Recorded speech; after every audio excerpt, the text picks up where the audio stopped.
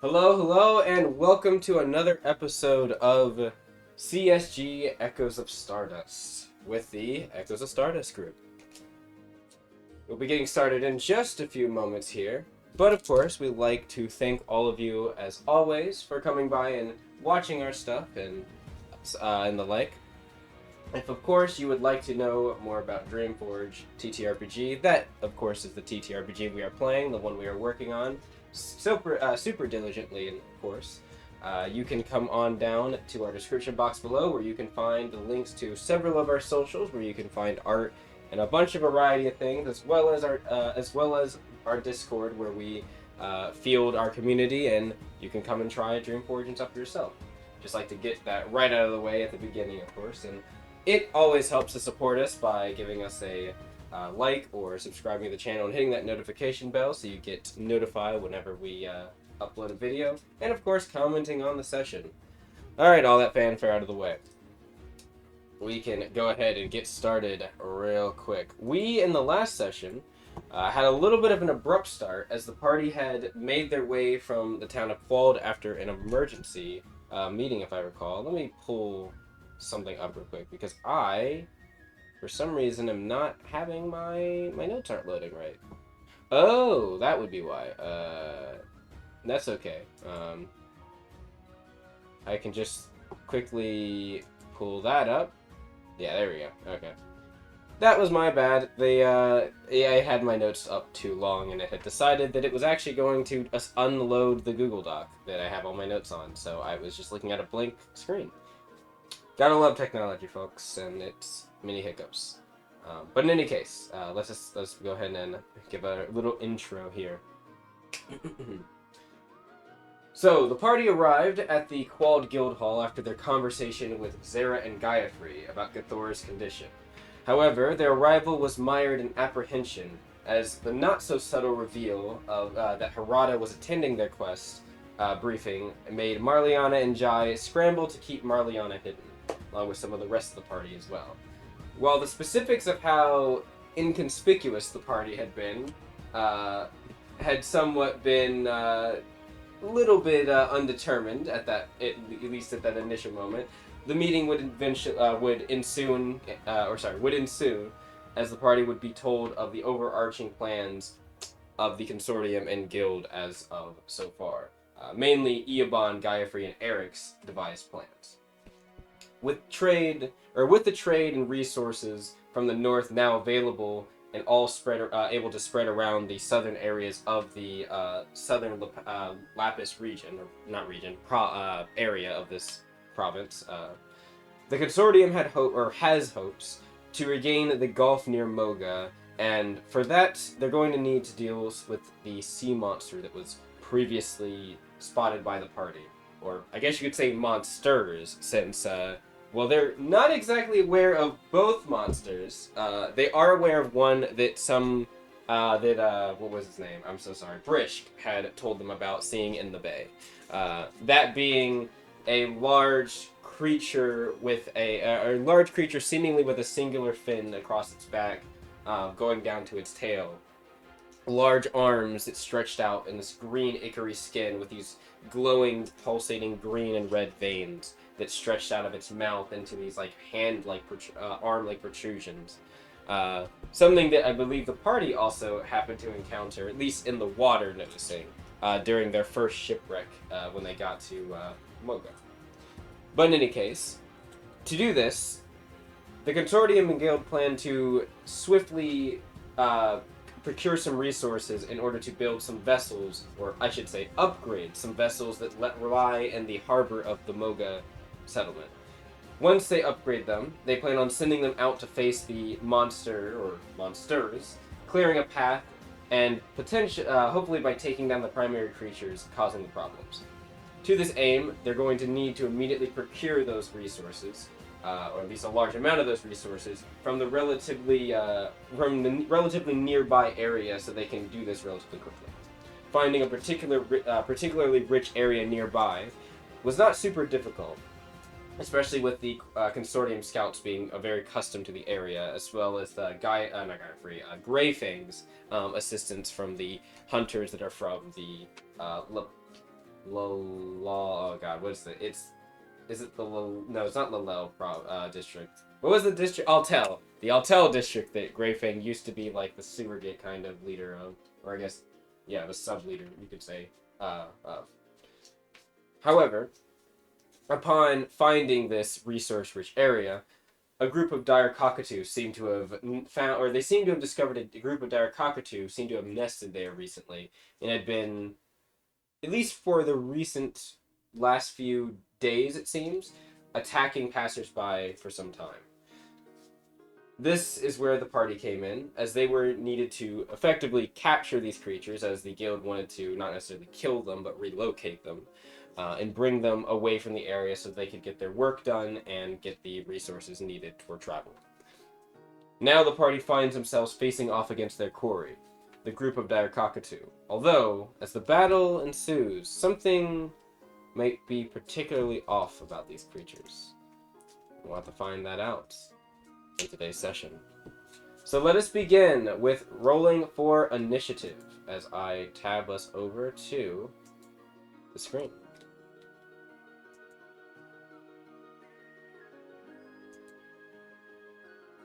Alright.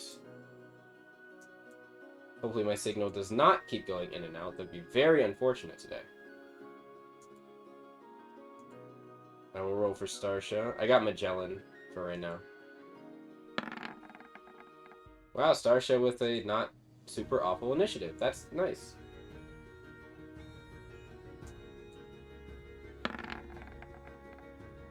Magellan, similar initiative, huh?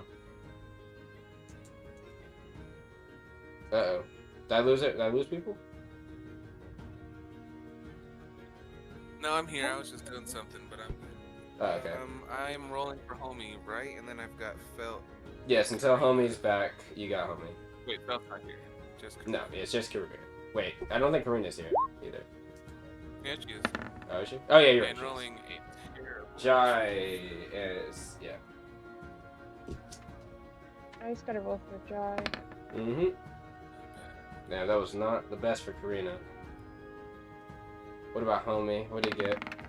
Okay, yeah. 20? Of course it would be homie that's going first when homie's not exactly here. Should you add him real quick? Maybe he doesn't know that we've started for real. I mean, I know can. you said he'd be back. No, I can add him real quick. At the homie, the godly shrimp, it is. It.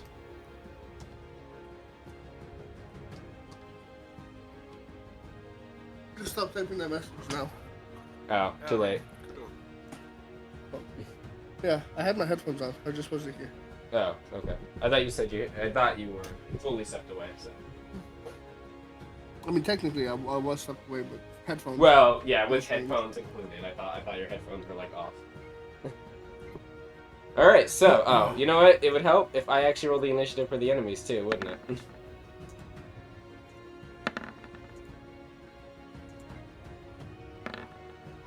You don't have to. You know, It's not. I'm not going. Jai, what's your agility?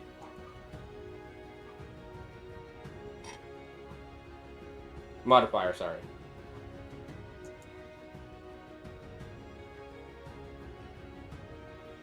Jai is muted. I bet it's a 4. I rolled a 18. No. What's your agility modifier? Because they rolled something similar. What modifier? Your agility. Oh, let me check. It's a 3.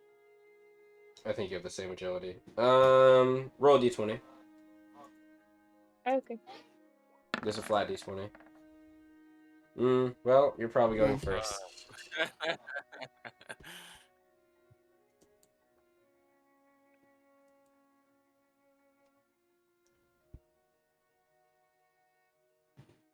Are you on your phone or laptop? I rolled a nat 2. Well, it's Well, you better still- than that one. It's still better than that one. Yeah. Hell yeah. Well, yeah. At least it Alright. wasn't a 1. Yep. All right. So I think that's the only one that tied. Oh no, the other Direcockatoo did. Karina's got a 3 or 4. A 3. Okay. Let me double check, but I'm pretty sure it's 3. Oh well, the duality. Yeah, she has a 3. Roll a d20. Alrighty. No, never mind. I'm tripping. Never mind. Oh, okay. The smaller ones are actually slightly slower to my knowledge, so you're fine. All right. Let me pull something up. Oh, I think I actually have the sheets on here, so I'm not gonna worry. All right, homie, you're going first. Go ahead.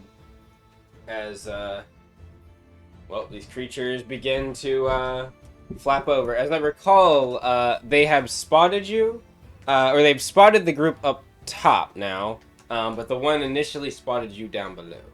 Marliana and Starsha. However, Starsha is also realizing something at this exact moment, and is gonna need to rectify it.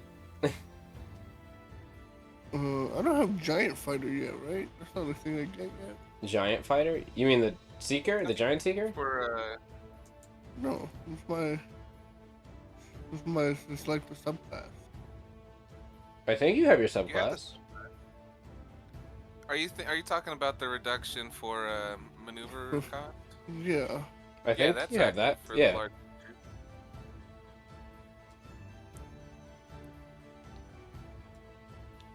Are you sure? I'm pretty sure I don't get that yet. I thought it was at level. I thought it was your base level thing. Sorry, your base No, subclass I thing. think that's I don't think that's not until like level 4 or 5. Your. Hold on, let me pull it up, but I'm pretty sure that's. Because I have the cocky. That was your That's level my- 3 thing from core class.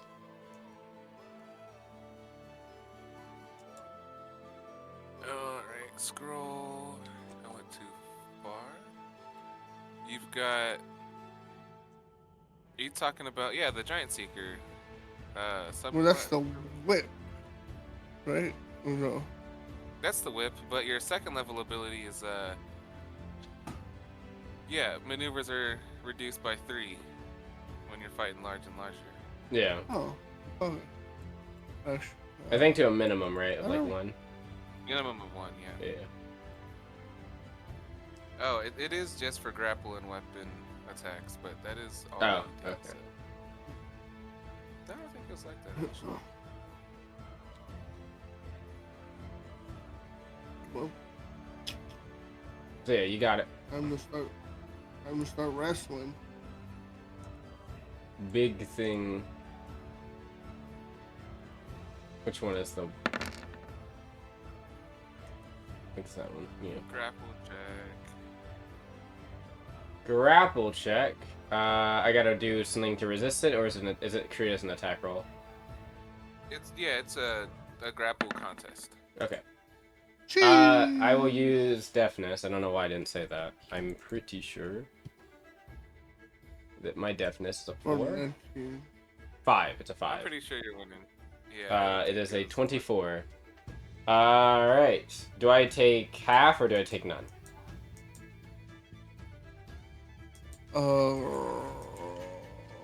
Pretty sure it would be none because the grapple didn't take hold. Didn't succeed, yeah.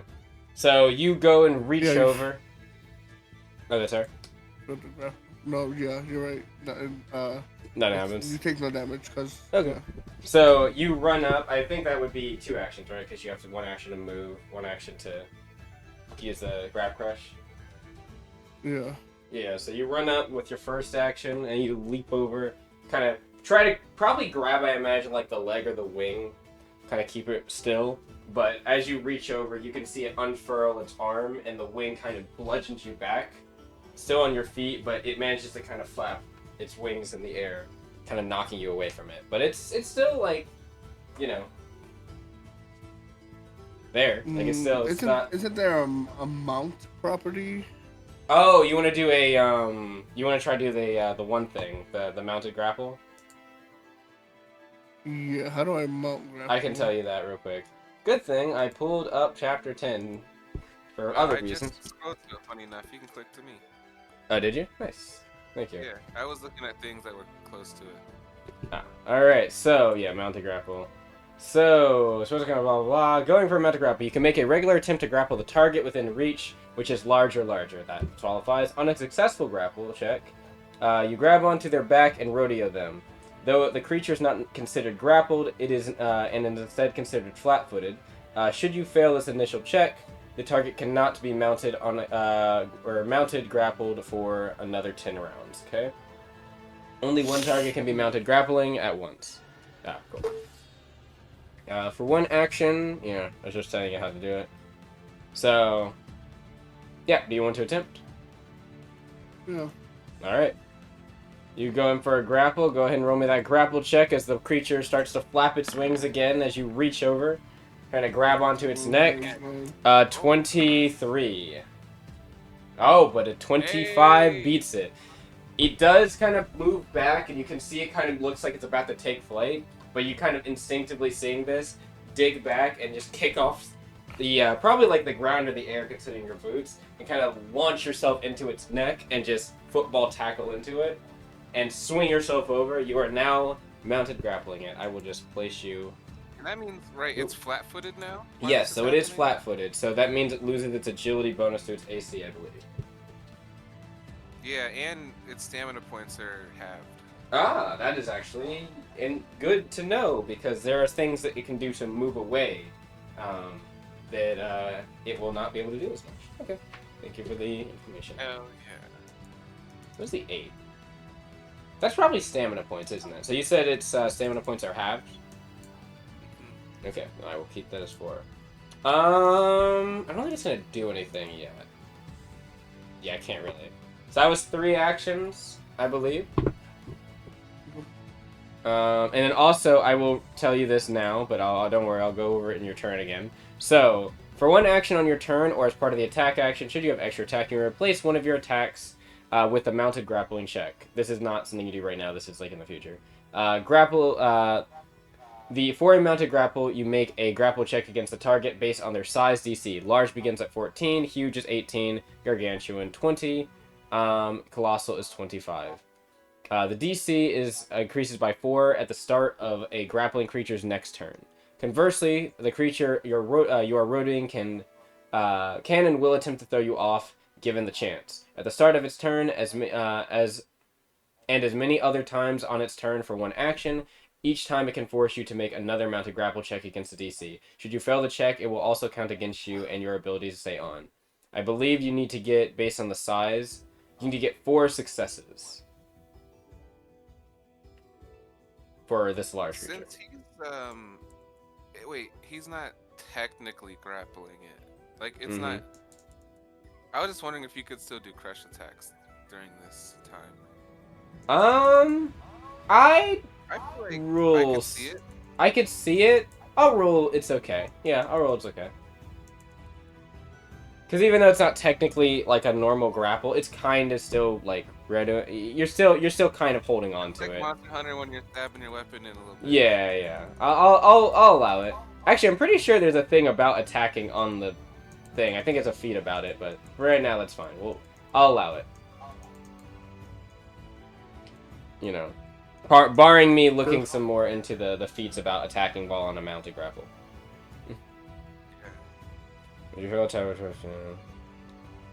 Oh, also you have 3 failures, mind you. Sorry, you can have up to 3 failures. That's a better way. It was what I meant to say. But for right now, you're good. All right. Yeah, no, I don't think it's gonna do anything. Joint action, homie. I guess if I can crush, I can do a joint as a. All right. Crunch. Is it bludgeoning damage? Yes. It actually is going to take half of that. We need to get homie some Chevalier gauntlets too. Or just any. 8 bludgeoning damage. You can feel its fur, not fur. Its feathers are, while soft, under its fur or under its feathers. I keep wanting to say fur. Under its feathers, there is actually some pretty dense hide. It is keeping it from making as much damage as it possibly could. But yeah, it still took something. Jai, it is your turn. Okay. Actually, before you go, Jai. Mhm. They're gonna do something.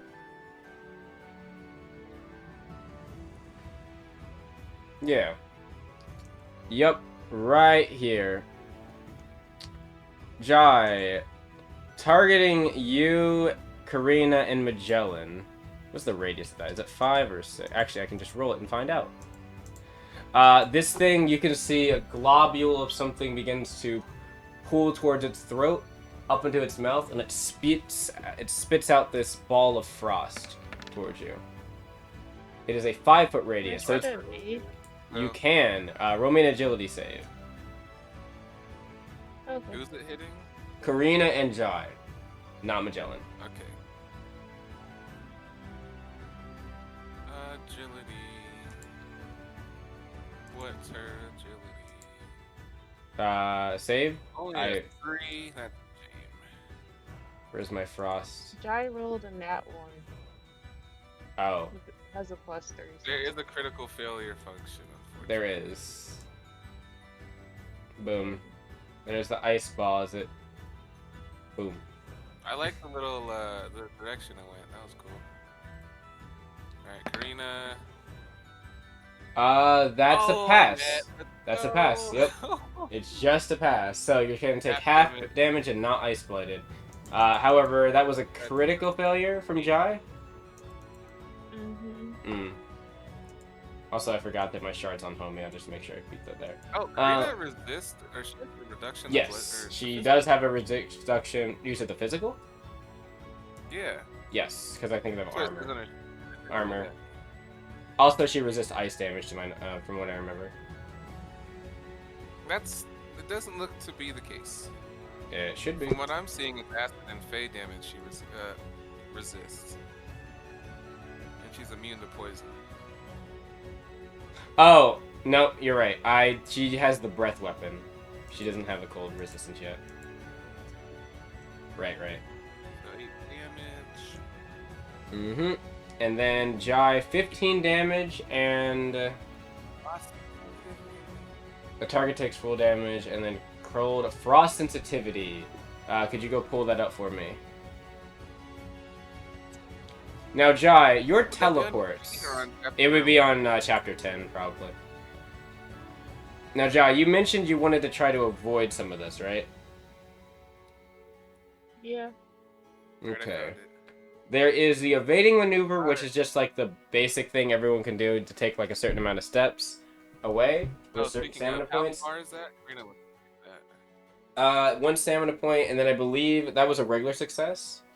Barring anything increasing it, I believe it's 10 feet. Alright, I'm heading forward, because I know it came from over here, and I can't see it yet. I will check just to make sure. Yes, it is 10 feet in a straight line. You can expend one additional stamina point to move 10 more feet if you'd like. And I've got frost sensitivity here. Okay. When you take any cold or necrotic damage, you have to make a DC 15 exposure check or become ice blighted for 1 minute. A successful DC 15 astuteness check with a medical kit removes this condition. Okay. Same thing for just the injury in general. I don't know. Our healer, we're fighting with no healers. I'm a little. I mean, Starsha has the ability to medical kit someone. I know, but you're not a healer. You are right. You're a damage mitigation. It's good, but it's fine. So, Jai, can you go and check your ability? Because outside of the evading maneuver, I believe you also have a teleport that can work as a reaction. Can you bring up the initiative tracker? Oh, sorry. I didn't mean to take that away. There you go. Marliana is coming up soon.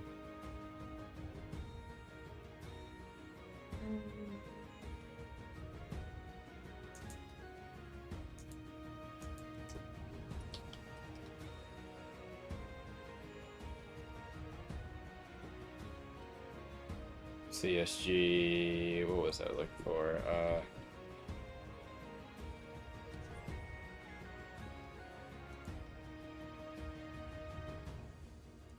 Nope, that's not what I'm looking for. What is the thing? There it is. The check. You found it? Yeah. Cool. I can do teleport to a place I can see within 30 feet for a reaction for 2 stamina points. Alright. And then I think you can choose And which then I can- Aether you want. Yep, I'm gonna do Aether's Grace. Alright. Oh, it also costs a diver point, Mhm. mind you. Which you are, I believe, down one Oh. already from earlier teleporting. So you're at 1 now? Yep. Alright. Wait. And the Guildhall you teleported. Wait, isn't... Yeah, okay. Well, and if you have a question, you can ask. No, it's okay. I'm gonna use Aether's Grace to gain temporary health points equal to my soul channeling modifier. Okay. Plus half my soul diver level. When done, if this movement takes you out of an area, range area attack, but you take half damage. So you do take, no matter, even though you critically failed, you still are going to take half damage from this because of the Aether's Grace. So, what's that, 8? Oh. Do you resist cold damage at all? Let me check. Okay.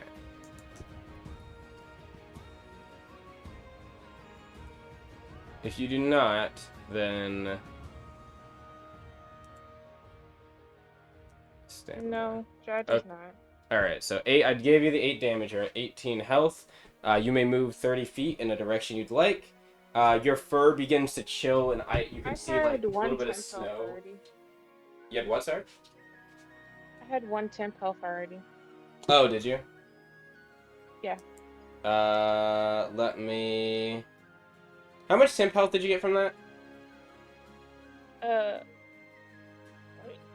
Good question. 1 second. Didn't people eat meals, if I remember correctly? Yeah, I have the meal effect. Let me pull it up. Pull it up, because I think that there was a temp health effect on that meal. It was heal 5 instantaneously, and then reduce all physical damage by 2. Oh, that was it. Never mind. The healing was an instant. Okay. But Jai, you said you had 1 temp health already? Yep, and then I gained a bunch of temp health too. How much temp health was it? Equal to your soul channeling modifier, so 2... Wait, your channeling modifier is 3, right? Yep. 3 plus gained half your level, so soul channeling. 4 temporary health points. So 5. So odd 5 health to you right now. Okay. Alright. So... Yeah, effectively you lost 3 health, as the temporary health is, as the ice exploded and you feel like this rush of kind of sylvan energy flood across your arms, kind of blanketing over the ice. You feel very chilly right now, almost shivering a bit after this. But it is your turn. All the creature did was over here shoot that ice ball that exploded. Did Karina double move with the one other stamina point, or did she only do 1?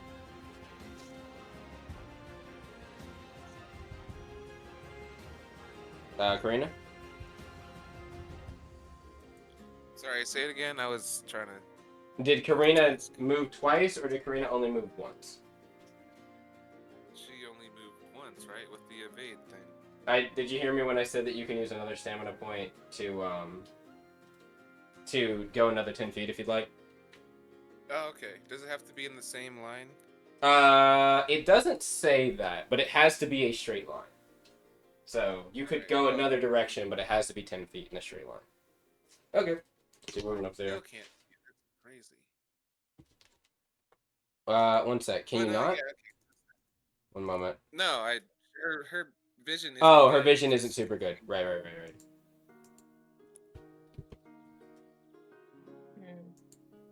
You know where it is, though. It's from over here.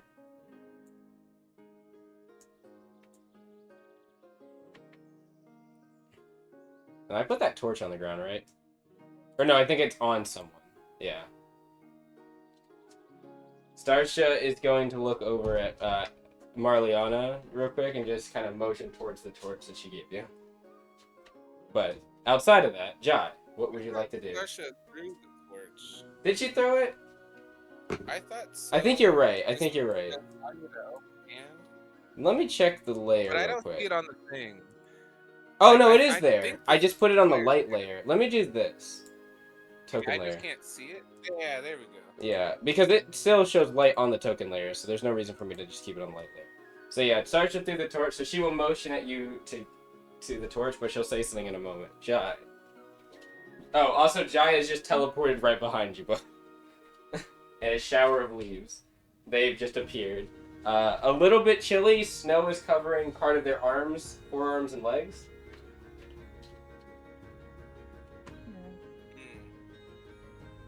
I see.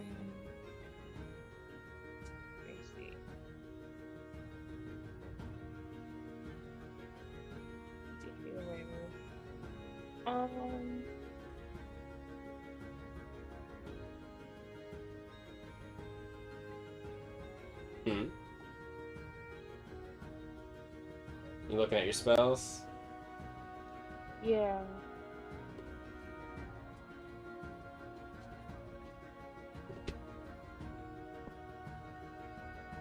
Jai is going to cast Vulgar at level 2. Ooh, you're going with a little big damage here.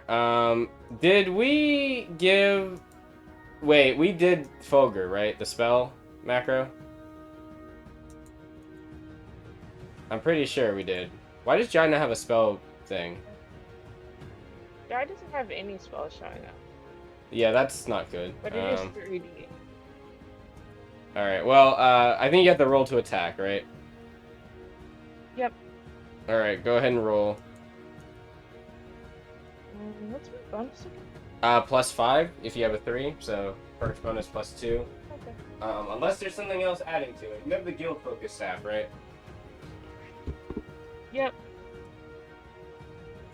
Let me check your equipment. I don't believe it does anything special.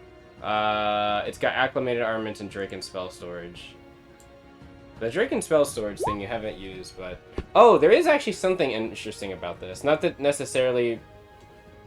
unfortunately, that is going to miss. As you swing your staff forward and throw the blast of lightning, of this crackling lightning energy forward, it unfortunately veers a little bit far off. Wait a second. Flat-footed. What's your AC with flat-footed? Damn, it's 15. It's the natural armor. Did Jai expend the soul charges on a failure? Yep. Okay. Is there anything you can do to re-roll or something? There is, but I think Jai would have had to do it preemptively. Oh, you know what you also have? Did you record what you rolled for your gazing thing? Your future sight, your foresight? It is somewhere in chat, but I don't know where. Which chat? I don't know. Probably dice roll chat? Okay. But there is no way of knowing which one roll it is. Yeah, there's not. I mean, it's a whatever it is. It's a flat D20. Okay, it wasn't that far ago. Was it 6 and 11 from the 17th? I'll write this down next time because I write down my human die stuff. But I feel like it was a 6 and a 14. Don't you get 2 of those rolls? Yeah, there's 2. There's a 6 and an 11 here. I'm seeing 6 and 11. That might be it. I think that was it. Would that change? You can use the 11. It would change something. It would change. The 11 would be nice. Yes, it will. It'll hit. The 16. All right. Is that what you want to do? Yep. All right. So, Rewinding slightly, as it looks like it's about to veer off, there's this weird kind of clicking and shifting sound that almost sounds like and followed by a slight buzzing, and probably Marliana and Starsh's ears slightly Karina's, just for a faint moment before it almost looks like the bolt kind of veers back on course, or as if it was already right where you're seeing it now, and it bludgeons the thing in the throat. That is what, 3d8 lightning? Yep. Alright. Don't believe these things are weak to lightning, but I will check just in case. Go ahead and roll that damage. Also, you are using a weapon that has focus on it, so you may add +3 since that is your channeling modifier. No, they are not weak to lightning. What was cast out of curiosity? Fulgur was cast. Damn, that's a lot of damage. 20 lightning damage as this thing is thudded in the throat. The spark of energy explodes. You can see it kind of like rears back from the explosion. It was a pretty hefty blast from Jai. And Jai, that was 10 soul charges? Yep. Mm-hmm. That was 2 actions. You have 1 action, a joint action left, Jai. Okay.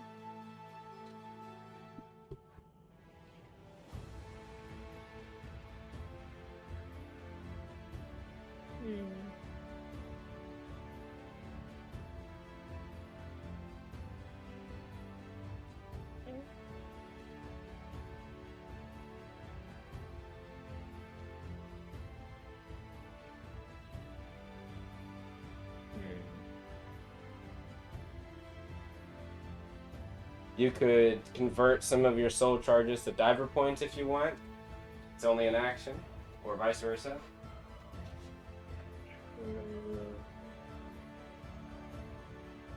You have channeling shift options. That would, I mean, it would have. You could have did the quick draw, but there's other things. You have silent channel. That wouldn't help here. There is something I can wait. Oh.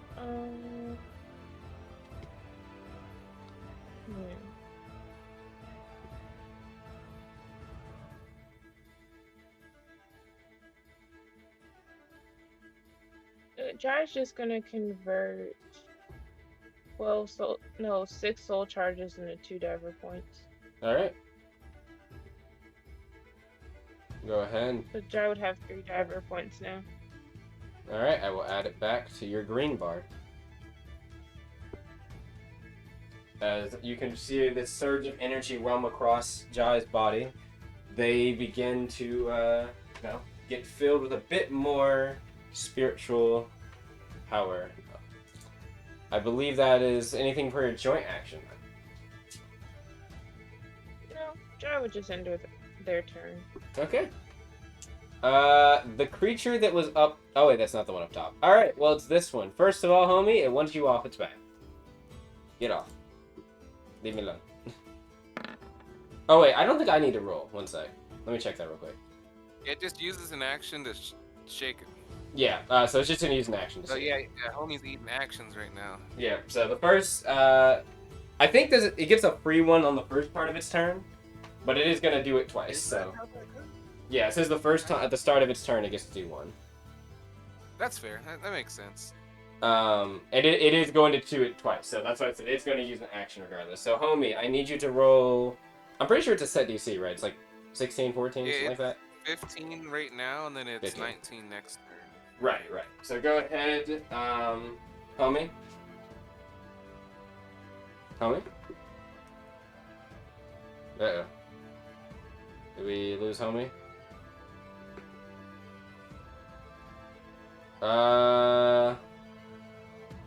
Homie, going once, going twice. Go ahead. Alright, I'm doing it. Mm-hmm. Cool. Homie usually doesn't mind, so I'll allow it.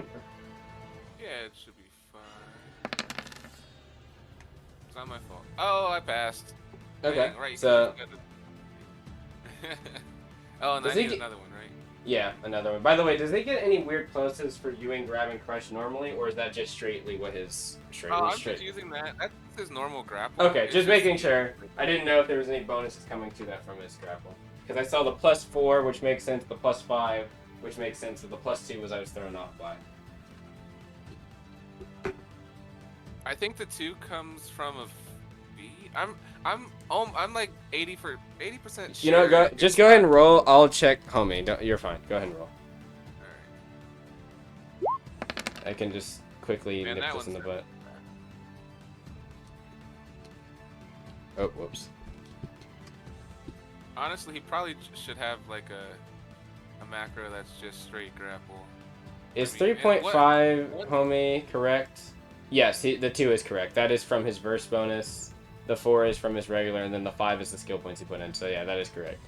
Yeah, cool. Oh yeah, the verse bonus is the 2. That makes sense. That makes sense. Yeah. I mean, I don't know why I Alright, didn't think that was the case, considering that Right. that is exactly how we usually. He had a 4 with his plus.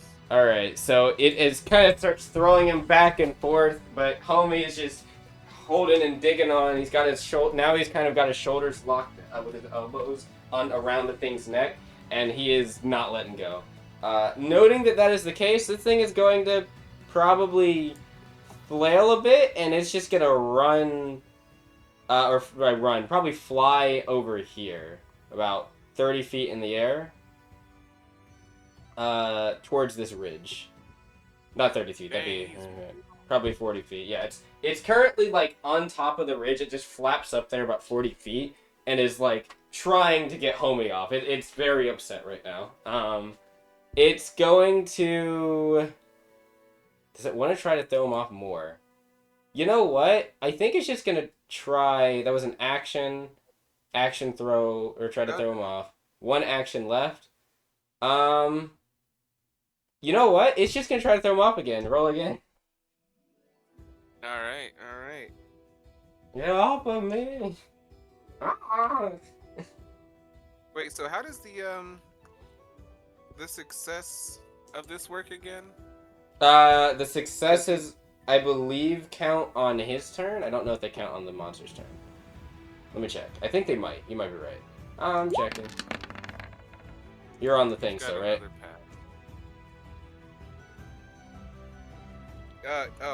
Yes, Yeah, you are. Not on the same area. You're close to it. You're close to it. Tell me creature. So 4 successes, 3 times. Okay, so a feat of clash, you cannot do this. Okay, yeah, that's the different thing. So conversely, at the end of his turn, each person run a grab check. Should you fail a check, it will count against you. Really stay on while passing it does. Okay, so passing it does not. Wait, passing on this turn doesn't count? Yes, it says. Should you fail the check, it will count against your ability to stay on. While passing does nothing, but have you remain on the target's back.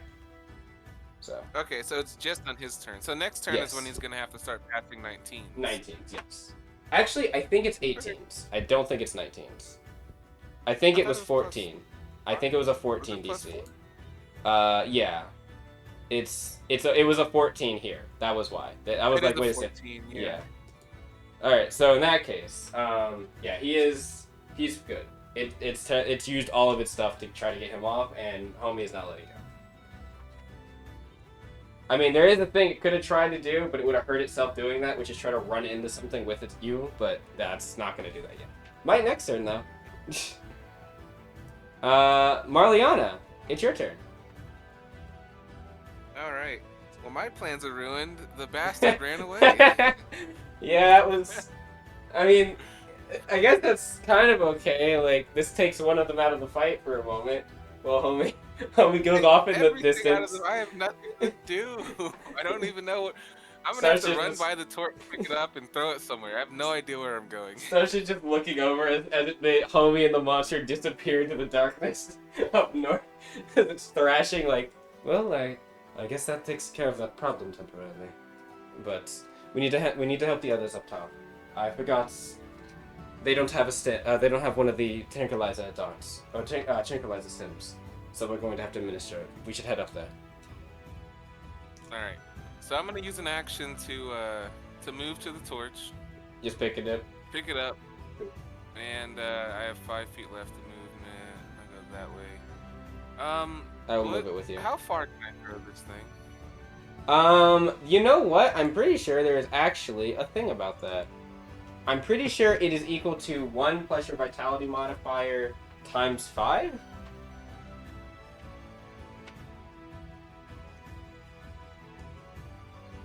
1 plus vitality times 5. So it should Yes. be 20 feet for me. Yep. Alright, then I know that it's in this direction. Damn, 20 feet? I guess I'm gonna throw it right here. Alright. They just scoop it up and just give it a little side toss. You say right here? Son of a bitch. I will still say, can't see. you can kind of see the movement north of you, of where it went. There's a ridge and you can I see know star where that ships. one is. I know where. Oh, the other one. The other one... just said help the others. Yeah, I know okay, what just that- making sure. So you can hear it. It's over there on top of that hillside somewhere, but like you can't exactly see it yet. You want to move I can't over? see the one. You can. Do you got anything ranged? Uh, You can just barely see it in the darkness, yeah. thrashing with homie going back and forth. Alright, I'm gonna take a joint action to take the 15 feet, the quick step. Alright, the reposition. And then for my last action, I believe, right? Yes. Action move, action. Yeah, Yeah, you're right. I'm gonna have to just hit the one I can see, which is the one homie's on top, or yeah, on top of. And It's actually funny. You're very so- close to the one that you're actually not that Yeah, far I from the still one can't south. see it. It's like right here, isn't it? Like No. I think I remember seeing it before. You did Not see there. it before, but it's a little bit further south. Okay. Well, either way, gonna do an energy ball strike on the one homie's on. Ooh, unfortunately, you throw it and it sails wide, missing the I target. still get 1 chain. Mm-hmm. Ah. And Karina's light's not correct. I'm gonna fix that. Thought something was wrong with it. That looked too low. I still can't see anything with her. I haven't adjusted Oh it. no, There you go. I can. There we go. Yep. Wow, it was a lot further. I was gonna completely miss it. I was gonna have Karina go further north. Oh, yeah. I had no idea where it was. I believe that is you, Marliana. Yep. Alright. This is the one that spit the frost ball at Jai. It sees Karina moving towards it. Believe it or not, these things' visions actually... Did it spit another fireball at Jai? Not yet, but it's going to spit something at Karina because it can see the movement of Karina moving forward towards it. And it's not too happy about that. Not at all. So it's going to... Actually, it's not going to spit a frostball at Karina. It's going to run up here towards Karina and then just start swinging. It will go for a full melee. So I believe that is... I think it's the leap attack. What the fuck is it called? It's called... Nope, that's abilities. Peck and tail. So it moves it to 25 feet, makes 2 attacks. One with its tail, one with its peck. So it will go for a peck first, as it reaches down towards Karina. Karina easily able to evade that. As it pecks down, Karina just kind of rolls out of or shifts out of the way. I think, let me check something real quick. No, its tail. Yeah, its tail can. It will quickly swing its body around and try to slap you with its tail. Karina just jumps into the air and it swings under it, trying to hit their torso, but completely misses. Now here's the thing. How many actions is that? Okay. It's got some options. That's actually supposed to be 2 actions, not 1, but that's okay. It could move. It could move. You know what? It's gonna try to go for another peck. It leers itself up, and it goes for a peck towards... it doesn't matter. Karina just holds up the spear and You've just got a blocks 60 it. DC. Well, No, -5, or 4. Sorry. This is the third. okay. This is the second action attack it's doing. So, it would have hit if this was the first attack, but no. As the peck goes, Corinne just catches it with the bar. Believe it or not, Corinne has actually fought these creatures before. Not obviously these same ones, but Direcockatoo. They sometimes come into the marsh or the wetlands. And they have a particular dislike for fire. Yeah, that's all it's doing. It's not doing anything. Magellan! Now Magellan, our main man right here, is going to take aim. I think he's gonna probably... Right. So, he's probably realizing as well at this moment that we don't have, like, the team up top does not have any of the things to stick the monster with. So, knowing that, he's going to try to not really go for any super lethal shots, but he is going to try to wear this thing down. Marliana yells out in the distance, "I'm coming, guys!" He's like, "Don't worry, I know." 1 sec. He kind of looks down. He's like, "All right, what I got here?" He's looking at his little satchel. He's like, let me see what I got. You know what? I don't think I'm actually gonna go into striking stance. Actually, no, I don't think I need to right now. I'm not planning on getting close. I'm gonna be the heavy gunner I know I can. What is heavy gash gunner? Is that a melee attack? What's a guard breaking attack? Special maneuver. Next shot deal heavier damage. So it's a 1 action. Ooh. It's a initiator too? Shit, I might do this. 3 maneuver points. This version is a heavy gunner maneuver. Wait. Something feels like it's missing. Oh! I can use oh, that's why Heavy Gash Gunner is here. Oh, it got a name change, that's why. So I can use Cell Charge instead of Maneuver Points. Honestly, there's not really a reason to do that. I'm just gonna use the Maneuver Points. He does have a good amount, doesn't he? Yeah. Like, he's got a pretty... I think his Maneuver Points are, like, in the teens. Never mind, it's 23. Yeah, I'm using Maneuver Points. There's no reason for me to use them. So I'm gonna use 3 Maneuver Points. Go to 20. And then I will do my... Wait. Is this thing MAP unaffected? Because if it is, I'm going to save it as a second shot. It is not. It's extra attack usable. Oh, Never mind. In that case, I will use it first. I will go ahead. I need to make a ranged attack roll on a hit. The target... Okay, so it's extra damage on hit. Ooh, this shit has a shit ton of impact damage, too. Too bad these things aren't staggerable in the normal way. Blast armament shot. He'll take aim. He's at wind up 1. Fire. Ooh. Not the best. Is there anything he can do to change that?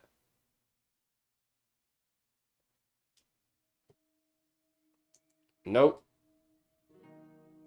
I don't think there is. Magellan, you're not supposed to miss shots. Alright, well, he goes for a shot, he digs in, and unfortunately, the creature sees it out of the corner of its eye and moves its body out of the way, and the shot goes wide, thudding into the branch, or the log behind, or the tree trunk behind it. Well, damn. He's got some other options, though. I thought he had more maneuvers than this. Looks like he's got just 2 right now. Oh wait, duh. He does have another. Well, it's part of his It's part of his class thing. It is another maneuver, but his augment cell shot. I think I'm gonna do it. Yeah, I think I'll do augment cell shot.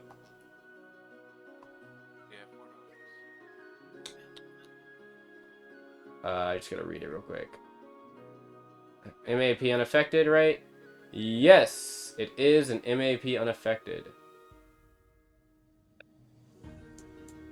Alright, he will take aim again. I don't think he's gonna... I think he's going to use an action to take cover behind this tree. Get his back towards it. Swing around, take aim with the augment cell shot, and he will fire. There we go. That's what we like to see. He is going to do thunder damage, I think. He's not really sure if force would do good on them. So he is going to do thunder. And yeah, it works normally. So that's going to be 8 piercing damage. Well, 4 piercing damage. And then another 10 thunder damage as he bludgeons through. You can see the bullet pierces and then just starts this loud cacophonous explosion sound erupts from the wound, and the creature almost flies back from the explosion, but it manages to dig its talons into the ground, keeping it steady. That would be 3 there, and then I believe that's going to be -1 cell charge. Oh yes, and if he does that as a maneuver, I believe he does something else. Let me see. 2 additional maneuver points. However, he gets 1 chain on whether he misses or hits. Nice. So he gets 1 chain. Alright. That, I think, is gonna be him. Oh, you know what? Joint action? You're gonna pull out the flintlock. He hasn't got the revolver yet. Or wait, did he buy the revolver? Not yet, no. Alright. In that case, he will try to fire the flintlock as he takes a shot, but it goes wide. Like, damn. And that's all he wrote. Starsha. Not gonna do the thing she was originally gonna do, because Homie is now on its back. But that is okay. She is gonna slither her way over here. And then she's gonna reposition right here, like that. So Marliana, very quickly past you, you see something, the form of Starsha just slither across the ground like a supersonic, well, not supersonic speed, just at a very swift speed. I imagine it would be probably elegantly, since it's Starsha, you know, she likes her pizzazz. And then she'll like slide back up, leap back up, almost like a what is that one animal? You know, the one that leans on its tail? Oh. You know what I'm talking about. Yeah. Kind of like ironically, a monster from Monster Hunter came in my mind, but the Great Macaw, basically, like leaning on its back tail, and she will rear up, and she is going to throw something that she has not done, I believe, the entire campaign thus far. Oh. As she puts she draws her weapons, puts her hands together. Well, puts her hands together first, and then holds her hands out and summons forth a giant laser from the sky. As she will cast Moonbeam right on the creature. I believe this is the one moment we've had recently where no one else that we don't want to know that Starsha the Paracausal user is around, so she can actually use some of the stuff. She will yell out Moonbeam. Jai, this is the first time you would have seen this. A giant light pillar explodes in the sky and slams down. You just hear this from the creature as it's blanketed in this pearlescent light. I'm gonna move this slightly ajar, just so I can actually click the creature. It's gonna make a vigor save.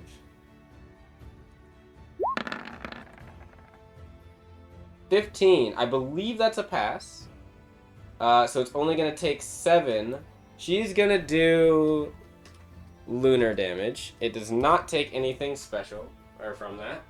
And it will also try to move away.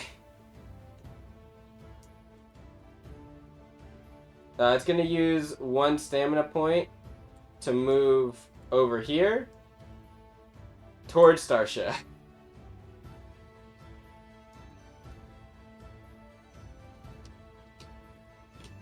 And that's it. Gotta love a moonbeam. Mm-hmm. Oh, don't worry. Starshi's gonna be chasing it with a laser. So that was 2 actions. Yeah, that was Starshi's turn. And she'll just look over and say, "I can wear it down with the moonbeam. Once it's weak enough, hit it with the stem." Karina, your turn. You have. She does have a stem, but she might have other ideas. She's... Oh, I used my joint action to reposition, didn't I? Damn. She will hold out her hand, Karina, towards you. Technically, the creature, you can run around the creature, but she's going to hold it out for you to grab the tranquilizers from her. Alright, I mean, she has enough movement to go around, and also to get in the way of Starsby. She's gonna, instead of going bow, do the spear? Well, the spear is two-handed. I want her to have her shield out. So would that be spear and tomahawk? Yes. You mean tomahawk and shield? That's what I meant. Okay. Spear and tomahawk. Okay. Alright, but first things first. So that was an action to move and grab the thing. And then summoning my totem, is that an action or joint action? I think it's either or. I'm checking. Totem, it is an action or joint action. Or half your movement. Oh wait, no, that's the movement. No, I already used it. Yeah, well, as an action. Yeah, as an action. Alright,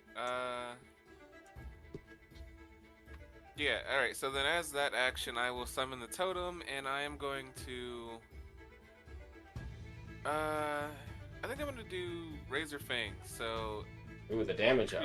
People do an additional bleed I will or magical. drag it on. Cool.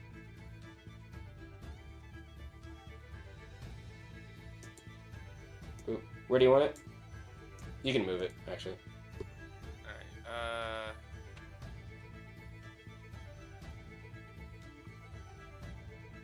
this should be fine. Ooh. One more person close range, and then, people from And so my last action, I'm gonna do extra attack with the tomahawk. Nice. And just start smacking it. Swing it out.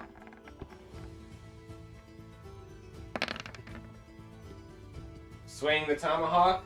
The first swing goes through and cuts into its side. However, this is before the second swing goes, actually. But the first one is going to cut into it for 4 slashing damage. Alright, and then before the second... I'm looking to see what it does. I think it's called a basic and it does run. an additional d6 magical slashing. Let's see if that is resisted. Oh, does it? Yeah, with the totem. Oh, yes, the totem, yes. That's that. I'm trying the physical first before I try bleed and see if the magical physical cuts through. It does not. It's still half. 3, 5? What was the damage? 3. Let me check something real quick. Evading run. I don't think I can actually... Okay. Attack roll. Okay, so I have to attempt to avoid the attack still. Okay. Should have the same rules even if I fail that it doesn't hit. But I will try because I don't... Even if I... Well, I mean... I want to try to get away from you. 11 plus... Is this deafness? So 5? So 16. I think that passes. After the first attack or the second? Second attack. The 14. You beat it. Alright, so it is going to... yes, rolls up an attack roll. Success. Takes no damage, so long as its legs are not broken, otherwise... Oh no, it would take half damage and fail. Okay, well either way. Legs are not broken, I don't believe, so they may disengage and move up to 15 feet away in a straight line. And use... You know what? It's going to double stamina points, so that... Or use more stamina points, so that's going to be 4 stamina points, as the creature will move further away to not be in that field. Actually, you know what it's gonna do? It's gonna move right over here towards Magellan. And so Joe's like, needs some help. Is all he's gonna say. Karina, that was action. That was everything. Yep. Alright, it's the smaller Direcockatoo. They're gonna fly over. Homie, are you present out of curiosity? Yeah, what's up? You hear a bunch of flapping in the distance, and you look back, and you can just see faintly out of the darkness 3 smaller forms, a slightly larger one, flapping in the air, and they start, like, you could see them kind of looking down at you on top of the, assumedly, their parents' back, and they look like they're about to do something. Frostbite. 14, I don't believe hits you. So they start spitting at you, and you just kind of like shift your body. And actually, ironically, the thrashing of the creature does make them kind of miss more. They're going to try again, even with the penalty. Ooh. They're not exactly doing the best. Their spit firing squad is not working as well as they thought it would be. Well, unfortunate for them. Before you go, though, homie, this creature is going to look down at Marliana and spit something at her. Who's spitting at me? The creature that's on the ridge. Ooh, that's a nasty amount of damage. Oh, this one. The big one. The homie's already in. Just on me. That's Yep. a little lame. Just on you.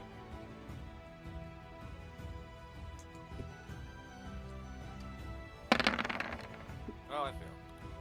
Alright, regular fail? Yeah, regular fail. Critical fail by 10 or by 5? Yeah, 10. You're fine. You're fine. Even if it was by 5, you still would have not critically failed. Too bad I don't resist cold damage. Unfortunately. So you are ice blighted for 1 minute. 26. That's like I'm almost down. And 26 cold damage. However, wait, you are not going to be down because I was checking a distance. You are close enough, even without my shard. You're within 20 feet. Starsha's going to hit you with something or get you something. Don't worry. I just need to go to her sheet. I apologize. Shield. Not the buffer shield. Not yet. Shard shield is not the one I was thinking. Wait, is it? No. That's not as a reaction. And I get to still move 5 feet with the evasive, even if Yes, I fail, right? 5 feet, and you can also use another stamina point if you want to move another 5 feet. Okay, I will then. Is this it? Yes. She's going to call. Starsha will turn behind her and yell out "Artifact" as she summons a wall of purple energy between you and the explosion. This shield has 20 health. So you're going to take 6 cold damage. As the shield takes the blunt of the explosion, shatters, and the ice just barely coats part of your body. Starsha, that damage mitigation coming in clutch here. Yes. And then that was my stamina. That was 3 stamina points. Okay. That wasn't too bad. Oh, you know what? I should also keep track of my one thing, aura. Okay. Homie, it is now your turn. Ride 'em, cowboy. Well, I have to make sure I'm still grappling it, right? You are. Well, was that 3 tests? Yes, you would have to do the 3 tests. You do. Go ahead.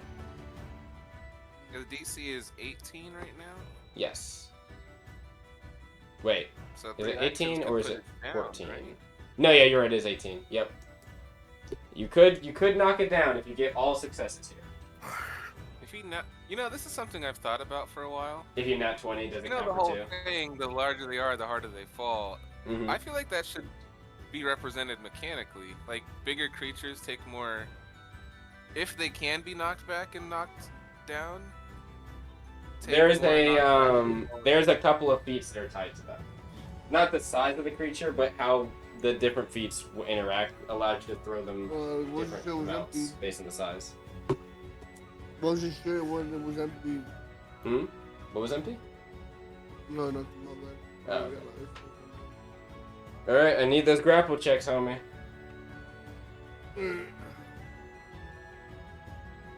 number 1. You gotta beat an 18 3 times. There's no penalties on these. 6 failure. So that's 1 marked failure.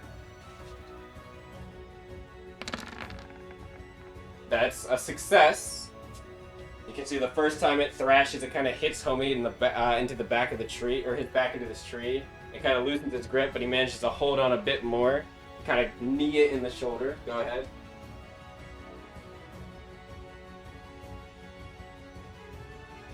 Homie? Did you roll? I rolled the second one. You rolled. You need a third one.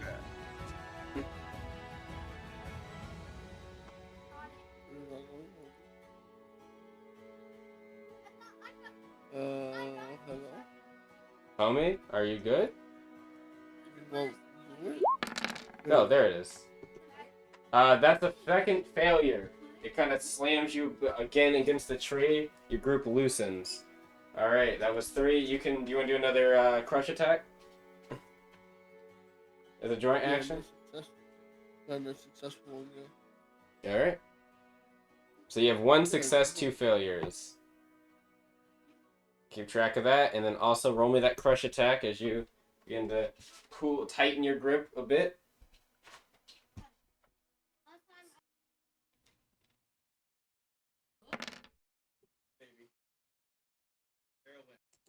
That damage. It's as you're crushing it, you can hear it. You can hear some snapping as certain bones, little fragments of them, start to crack. Yeah, that's all she wrote. Jai, it is your turn.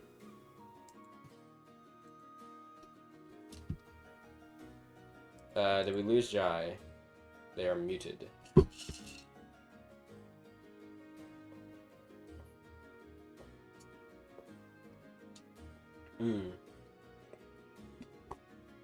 So homie failed twice there? Yeah, homie failed twice, won once.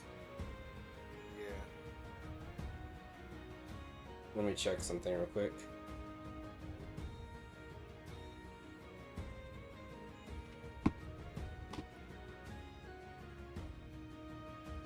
Man, I think I should probably go help homie. Like, yeah, that seems like a good idea. You good? Kinda great. It's your turn, by the way. You're fine. Sure. Okay. Alright, I will get Jai this turn.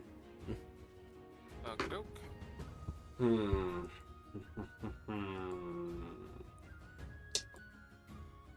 Jai's not actually really as good in this. Not good in this fight. What I mean is Jai's not actually in this fight as much as they could be. They did. What was it? They did a. It should be fine. Yeah, Jai. Yeah, I forgot. Jai has super movement. Right. Jai's got like, what, 55 walk or something like that. I'm checking. Because if they crawl, they got a lot more feet. I had Jai open. What did I do? There we go. Main feet. Yeah, 55 crouch, 50 walk. Yeah. And they've got a shit ton of stamina points. They're gonna walk over here. They're not gonna get into a crouch. And then I think they're gonna go and help. Oh, you know what their vision is? No, their vision's working. Okay, that was weird. It didn't look like it. They're gonna help Homie by going after the creature that Homie is currently weakening. Now, do they do another Fulgur? Because that wasn't too bad. That was a lot of decent damage. And they don't want to do an area of effect attack, because that could hit homie. What? I could do I feel like arc before burn. we've done, if an AoE like hit the corner of a creature, if the person on it wasn't in that corner, it was okay. I don't know. Sometimes we've done, yeah, depends. I could do cantrip. I think that was an action to move. Cantrip, action. I could do quick. I could do the hasten thing. But then I would run into the like, what would I do with that last action? That's the question. Wait, what are you trying to do? I was gonna try to double cast, but there's not actually a way for me to do it because I can't decrease the. Can't you double cast and use a cantrip? Oh, you mean like double spell, like as in like the same cantrip but target 2 different things? That would work. Yeah, that's. No, I can't do that. Never mind. The only one I have is quickened, and that one wouldn't work because I've already used an action. Because if what I mean is like I would expend the thing to turn it into an action, and then I would have 1 action left. Meaning unless I have another action only spell, then I'm kind of cooked. There is an action spell called Thundercrack Whip. What's the range of that? Reach is 10 feet.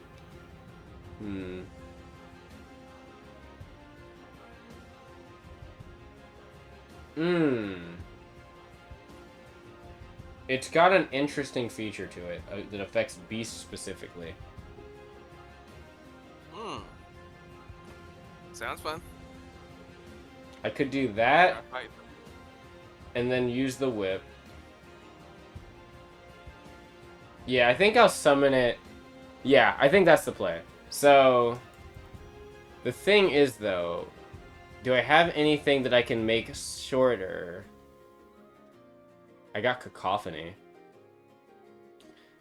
Yeah, I think that's what I'm gonna do. So, action. Oh, I can only do 1 spell, though. I can't do 1 cantrip. I can do a cantrip and a spell. I can't do 2. Okay. I mean, she's got arc burn that can fire blight. Yeah, that's what I'm thinking. I probably should do instead of the thunder. I can do that and then thunder whip, or I can do that and then I can do cacophony. Yeah, I think I do that. All right, so. Oh wait, no, I can't because I don't have enough actions. Thundercrack Whip is 1 action. That's why. So I have to do what I'm gonna do is probably arc burn. And then Thundercrack Whip. Wait, why don't I have... Yeah, that's what I gotta do. That's what I'm gonna do. Alright, I'll save some of my energy. So, they will summon out these 2 large orbs of energy and send them towards the large creature. And I need to make a rolled attack roll. Alright. D20 plus 1... Or plus 5.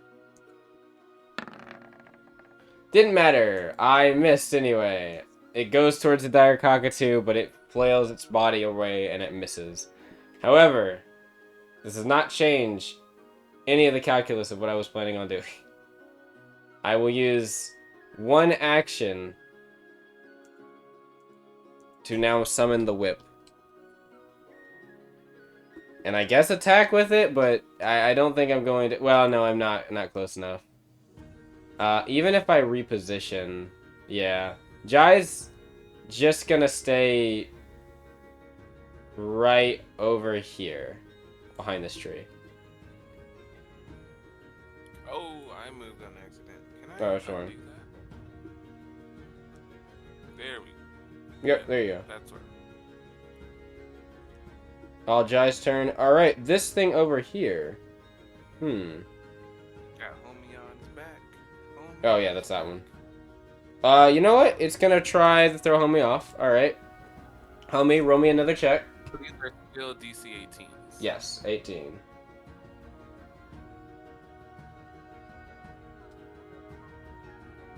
Homie? And homie isn't here. Homie. My bad. I was Oh, having you a got coughing you fit. got a roll a grapple check.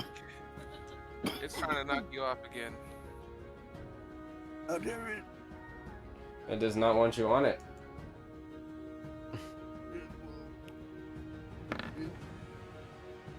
Hey. Alright. Does it want to waste its actions? Kinda? Hey, wait, what spell did you cast with Jai? Thundercrack Whip. And Arc Burn, I guess, if you're wondering. Yeah. Homie, roll again. It's gonna use another action to kill you off.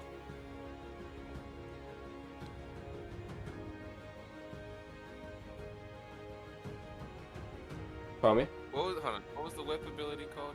Thundercrack Whip. Thundercrack. Homie. My bad. What happened? I keep Are muting you- myself because I don't want to just keep coughing into the mic. No, you're fine. I need you to roll again. It's trying to throw you off. Oh. It's using- Oh. I thought it needed. Nope. Hey. Oh my god. That- Does it really want to keep eating its actions just trying to get you off? You know what? Yes. Nah, it's not. Marliana, No. it's gonna shoot at you. Wait. I think this thing has a recharge. It better. That was a lot of damage. Huh, it doesn't say on here. I think it does. I think it's just like 1 or 2 rounds though. You know what? It's still coming after you though. It's gonna flap down here. You lie down, and then it's gonna go for a peck towards you, Marliana. That first one misses. You wanna do anything? Or I'm not in a stance, so there's really no point in me doing anything. I mean, you could Oh wait, no, counterattack. hold on. I can counterattack. Yeah, this is the basic counterattack. Now that does open you up potentially to a risk of getting hit, but you know. No, that's fine. I'm confident in my health. So just remind me the counterattack. Oh, what it is? I'm going to it right now. I apologize. Sorry, been a while. No, you're fine. You're fine. Counterattack. Counter. There we go. Counter strike is what it's called. I apologize. It's a type counterattack. I apologize. While wielding a melee weapon, you may intend to deflect a melee weapon attack made against you. You can see you make a melee weapon attack roll against the target's attack roll. If the attack would miss you, oh wait, never mind. If the attack would miss you, you take no damage. So there's literally no reason to not do it. But wait, isn't this a way I can do damage to it? Yeah. No, I'm saying there's literally no reason to not do it. Because if the attack would miss you. Yeah. Okay, I misheard. That's my bad. No, I murmured it. So yeah, success, reduce damage, and then also on a success. Yeah, on a success you can make a single weapon attack against the target. So you have to re-roll, but yeah. You have to roll twice. Yes. Roll an attack, roll twice. Because if you roll, even if you fail, you reduce the damage by your verse bonus, but if you succeed, you reduce the damage by your verse bonus +2. But if I fail or succeed, Right, if the attack would miss attack you, you take no misses currently, damage. But So, so that's yeah. That's quantifying if in case... fail, does that mean I get hit? No, because if the attack would miss you, you take no damage. As it currently is in this iteration. Alright. Then, Yeah, then, because there's I'm two going versions to, of this. This is the other playtest version we have right now. And because in the other version, if the attack did miss you, you would still take damage, which is why that was worded like that. So. Okay.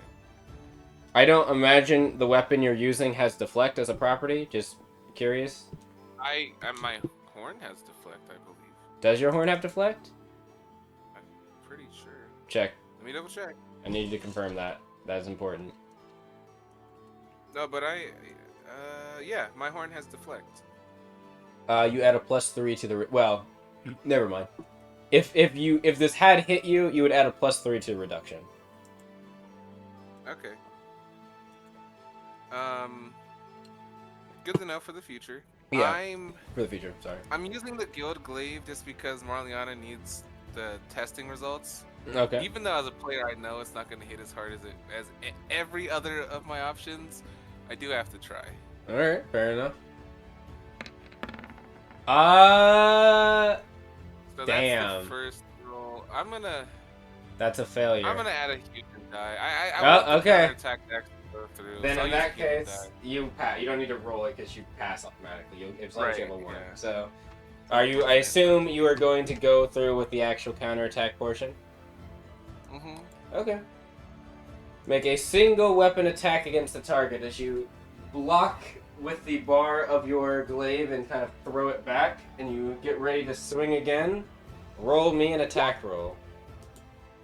Son of a bitch! Oh, your first attack with this.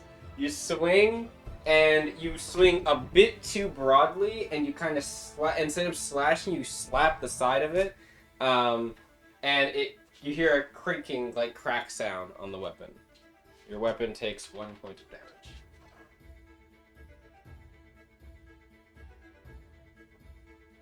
Wait.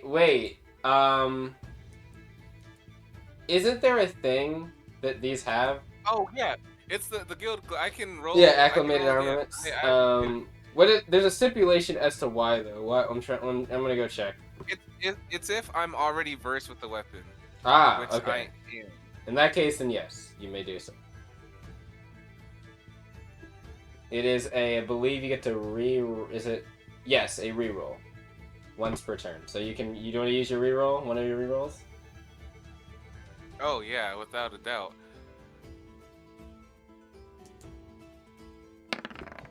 There we go. That one was Lumen. Yeah, but that's a that will hit. 23? Yes. 8 slashing damage and 4 impact. Nice. Gain 1 chain on a hit. Ah, yes, because it's the guild glaive. So this time, it looks like you're about to kind of like hit it on the broadside, or I guess it would actually probably look like you swing, you hit with the broadside, but the clang, as that kind of crack sound appears, you look at the glaive, and actually it doesn't look as damaged as you thought. As you go back for another strike, you swing real quick again, and this time you slash through. That's gonna be. I imagine. Hold on, wait. I have to check just in case for no other reason than just for fun explanation. Mm-hmm. Wait. So that the energized blade is what gives me the the chain. The chain. So it's the acclimated armament. Alright, so it doesn't act how I thought in my head. I thought the energized blade was the ability that gave you the reroll. No, that's acclimated Because armament. what I had imagined was that like I'm about to strike and the hit doesn't, Oh, it doesn't make through, but the energized blade does. The energized blade like cuts through the defenses, and then I successfully. I could see something like it's that. It's not exactly like that. I mean, I guess acclimated armament is just being better. Mm-hmm. Just good. It's like forgiveness. But yes, you do manage to cut it a little bit. Its hide is pretty thick, or at least not pretty thick, but thicker than normal. So it's a little bit harder to cut through. But impact isn't bad. Yeah. So that's a counter. That is. Oh. And then stamina points is 3. 3 stamina points. 3 stamina points for that? Yes. I forgot to say I have a lot. How many do I have? Also, it is your turn. I have 9 right now. 9 total, so 6 left. Alright, my turn. Alright, so I just want to make sure I used 1. Yes. How many charges of that? 1 plus your first bonus, that's 3. 3? Yes.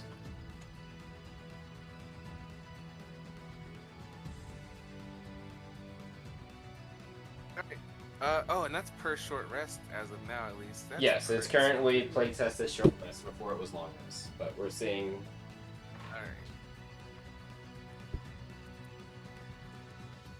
Alright, so, since it attacked me, I was planning on helping the people up towards the mountain, or like the bridge, not mountain.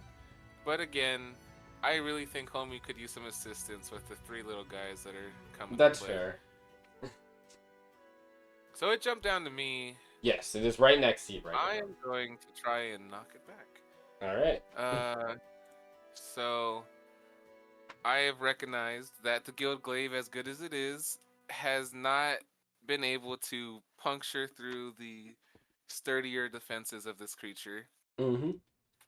So instead, I am going to quickly put the Guild Glaive into my other hand, spin it around myself, and then go in for a palm attack. All right. Blast palm. Blast palm, indeed. All right. Roll it up as you go in for a blast palm. Let's see how you do.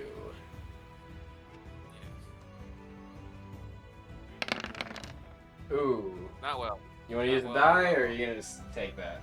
No, not on a 9. Alright. You go for the palm, and unfortunately, with this thing still thrashing, while you do make impact, it just kind of you almost kind of like slide off of it because it's moving so much. You don't hit a center mass as you thought you did. One action?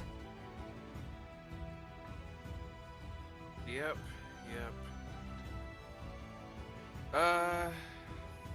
Alright, so next, I am going to go into the driving stance with one action. And then the driving stance.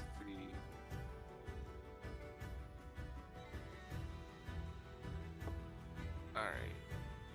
I want to not literally get past it. You know, no, I'll stay here. So, I guess I'm going to go for another blast palm. I know it's going to be reduced, but it's deft. So, it's only going to be reduced by 4. Hopefully the second one hits. 11 is not enough to hit, unfortunately. Man, that's unfortunate. Is this MAP unaffected, or is this a... No, that's with the reduction. Ah, okay. So, alright, I need to reduce, what, I used 2 of those, so it's 2 maneuver points. Last action. Yep. So far, I believe you only used 3 maneuver points this fight. Yep. So, last action. The 2 palms just don't make purchase the way you think. Yeah. And so, I am going to go into the driving stance with my last action. Alright. Join action? Or you just staying here? Yeah, with my joint action, I am going to actually cast my sea urchin poison, and I'm going to cast it on my gauntlets. Ooh, okay, cool. Alright, so let me roll that real quick. Yep. That's the damage for next time. It'll be 5 and 3? Oh, wait, no. 5, 3, yeah, 5. 3, 4. That's 2. Alright. It is this one over here. It's looking at Magellan, and you know what it's gonna do? It's going to shoot a... No, it's gonna recharge. It's going to actually move over here behind this tree and kind of flank, or get on his flank so it can actually hit him without having to worry about the cover. And it's going to attack him. Magellan, the peck comes in. Man, this thing cannot hit with the peck. It swings its mouth over, striking. Magellan moves its head out of the way. It tears through a tree branch. And then it swings its tail back over, trying to stun him into the tree. This time, I believe Magellan is probably going to get hit unless he combat rolls or combat dives. You know what? I think he will combat dive out of the way of this. Because his AC is a 16, if I remember correctly, right? It is a, 16. No, it's a 17. It's a 17 with something. I mean, but still, that's a meat. Yeah, it's still a meat. He is... He's got a good reduction. Even without... Nah, he's still gonna... do I want to do a combat roll, though? You know what? You have to beat us. I mean, the 17's not that hard. 17's not bad, and he's got a good deafness. His deafness is, I think, a... Oh, never mind. His deafness is a 3. I thought it was more than that. You know what? Combat die. I'd rather just not take any damage. You know? Yeah. I can shoot on the floor. I don't need to be standing. Yeah, but you do lose your agility to your AC since you are flat-footed.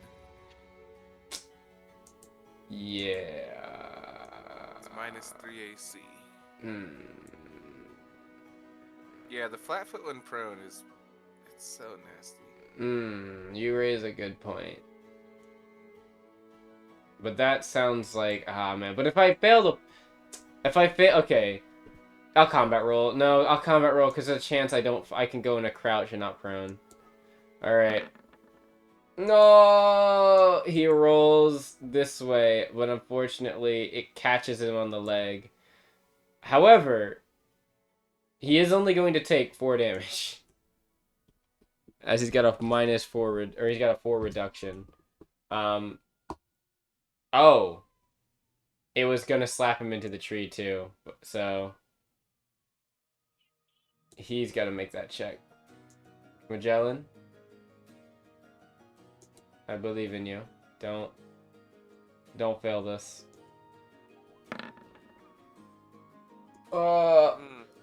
Magellan, so it was right here. Magellan goes for the roll, trips over some of the branches that get thudded off when the thing first pecked at him, and this thing just slams into him, and he goes this way. I'm gonna have him make a check. Actually, Man, I can't see any of what's happening. he's about to fall off the edge of this cliff. Sound good? No. Oh, it would go further. Even if he moved, it would be... I'll give him a chance. Normally I wouldn't do this, but since he's not here, I'll be nice. Too much for that. You hear Magellan's like, oh shit! Oh! And as you hear this cracking, tearing sound of wood splinters, you just hear, ah! As Magellan, I'm gonna have to roll a fitness. Magellan, Can please! you roll high for us, please? Why do you keep rolling so high for Holy the shit! NPC I didn't routes? even roll high for them. I rolled an 11 for the first peck. I've been not rolling good this entire You've night. been rolling high for other things though. That's like the one time. Oh, I guess the damage for that one frost breath attack or frost ball, but that was like the one time I rolled wood. AC's more bad, and I mean you gotta. I don't know. It is. All right. How much? That's 40 feet. All right, Magellan. All right, that's not super bad. That's not super bad. He is gonna fall prone. And he is also going to lose 6 health as he falls onto the ground, thuds, and he he's like, Should oh. maybe use his tank ability. He's like, I'm thinking about it. Movement. Oh wait, that was the thing. So it can move over here. It's gonna flap in the air. Over here. It's about 30 feet in the air.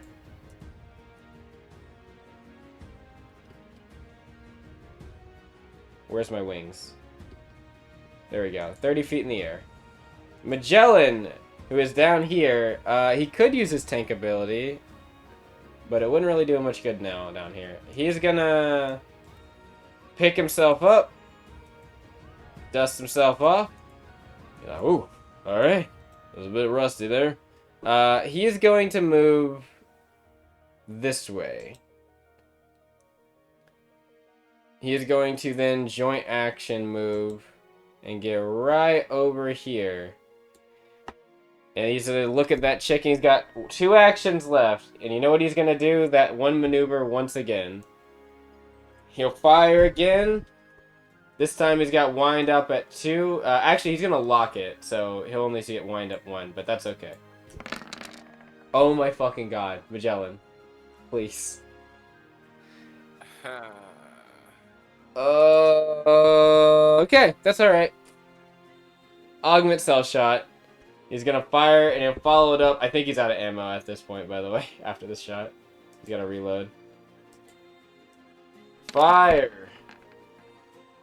There we go! Oh, that damage, though. That's 3 ones, really?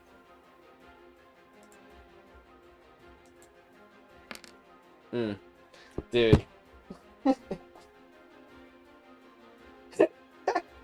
So he might not be doing. Is he doing like 3 damage?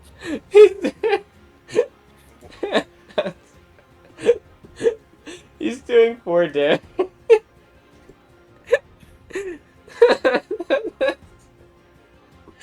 I'm sorry. That's 4 ones, man. What the fuck? I know it's a D4 and a D6, but or I guess it's it's a D 3D4s and 1D10, but still, really? So the piercing damage is gonna be 3, and the thunder's gonna be 1. Oh my god! Magellan, please. Oh my god, Magellan. Man. Oh god, that's really. Maybe I should have let him go. Maybe overheat. I think it would have been better. He would have been. Maybe he could have did 2 more damage. All right. More damage. All right. Starsha is gonna move the moonbeam as an action. Right back over the creature. If I remember correctly, actually wait, if I move it, it doesn't affect them immediately, right? It only affects them on their turn. No, I think it does. Oh, it does? Okay. Because it's when they first enter and on the start of their turn. Right, and right, because if I move, yep, you're right. Okay, in that case, I will move it. I need to roll it again. Honestly, even if it didn't, I was just going to resummon it. I have 4 more of them. You don't need that. Just keep on moving. For now, at least. Yeah, for now. Moonbeam. Yeah, I could do better with damage. Alright. I need to move this slightly to the side.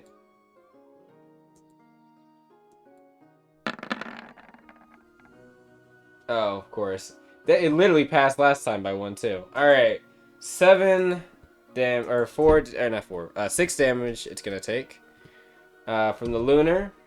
Ooh. As the lunar strikes it in the back, it seemingly kind of like it starts to like flap a bit oddly, kind of like almost lopsidedly, and then it just plummets into the ground. And just slams right here.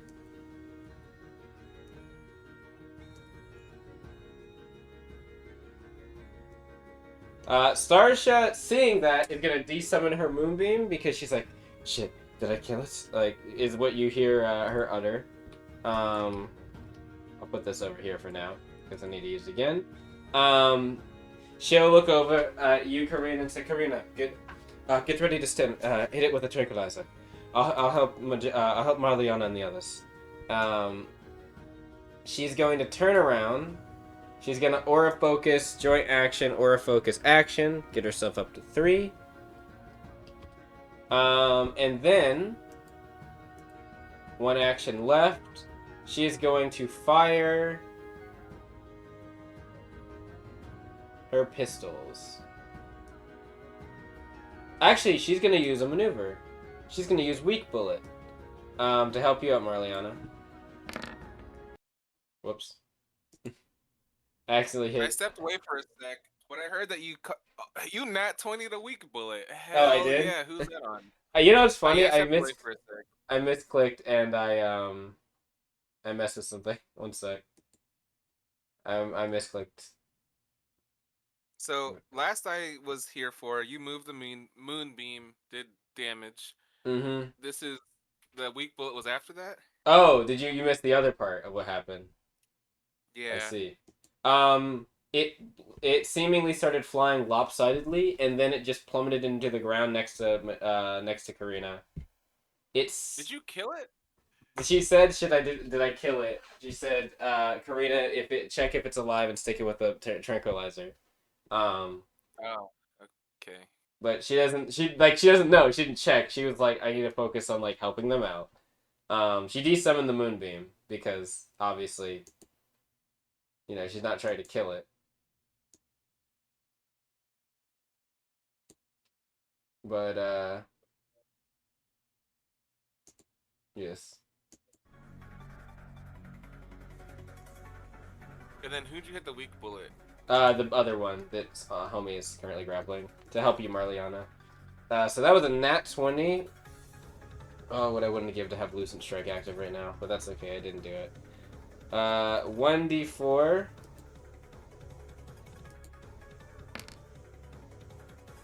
Oh, now I'm rolling good. I mean, you know what? Maybe that little error I accidentally have actually helped me out. Because I just errored as I got that nat 20. So that's another 7 half. +1 all attack rolls. On the marked part. What do I want to mark? Marking parts is cool and all. Who has a breaker? Does anyone? I have a finisher breaker, but like I have one, but it's a finisher. I think oh wait, no. You see, I'm a little worried about the breaker mechanic. Oh, I'm not. There's like stupidly high amounts of breaker moves and like breaker look, options our at the team moment. Is well balanced, and I have one I created myself, which means I don't think our team in general has a breaker maneuver that's in base. Then we better get one. That's on us, not on the. There's a lot of breaker maneuvers and options for like weapons that have breakers too. We just got to get one. Right. I mean, yes, it's partially on us, but I can go down a list of breaker stuff. Without building into it is what I'm No, not really. There's like a bunch of options for breakers. Like there's several but the fact maneuvers. That we don't have any means you have to build up at least a little. You have to get one maneuver that has a breaker. Like there's like several basic breaker maneuvers you can get. You have to buy a maneuver for it. Like you have to put points into something. That or a weapon attack that there's weapon attacks that have breakers in them, or have their properties that have breaker built into it. Faction or like base. There is faction-based ones. There is also weapons that have built-in breakers that are base. They're like special. They're like more special equipment, but yeah. Like advanced or trick or tech. Like special equipment, like tear blasters and things like that, or cord casters. There's another one. Without special items or paid for maneuvers, there's not a way. Is what I just want to. It's for science. Yeah, there's a lot of options though.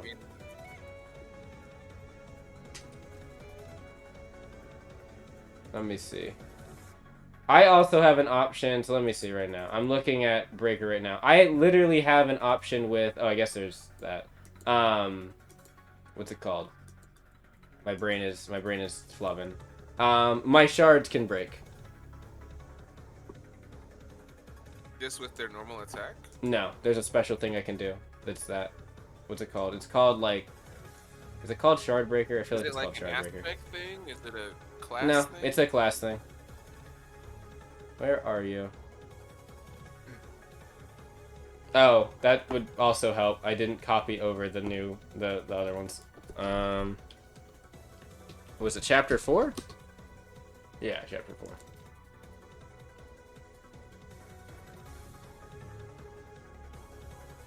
Also, while you're doing that, what part did you weaken?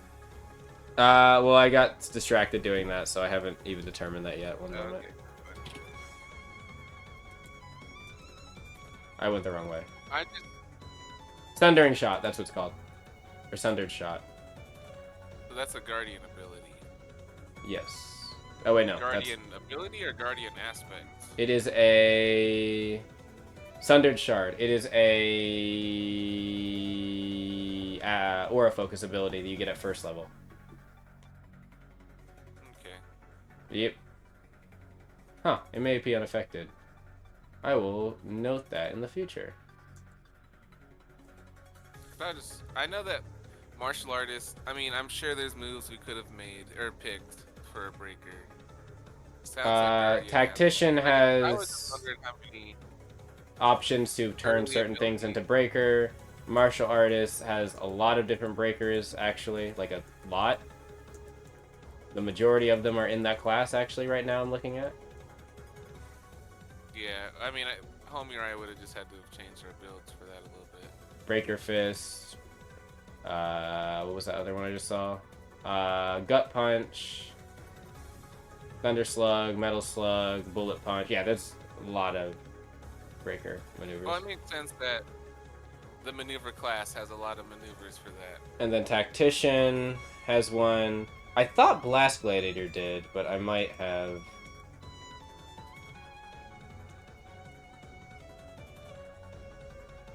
Okay, that's that. Maneuvering Gunbreaker. It is what it is. I don't want to take up record time.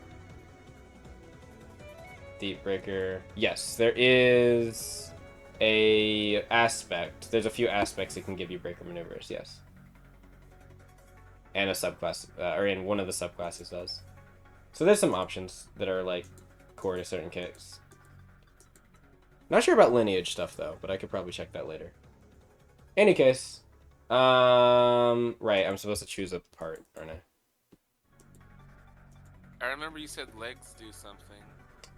Legs prevent it from moving. Oh, I think that's supposed to say wings, not legs, my bad. That might be a typo.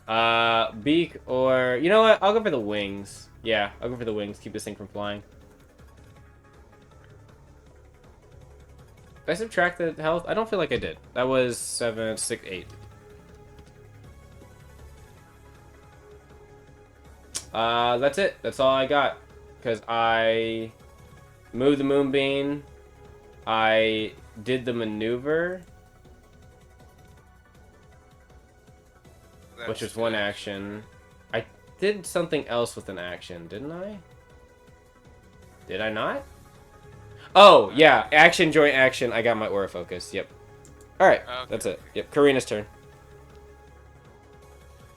Cool, cool.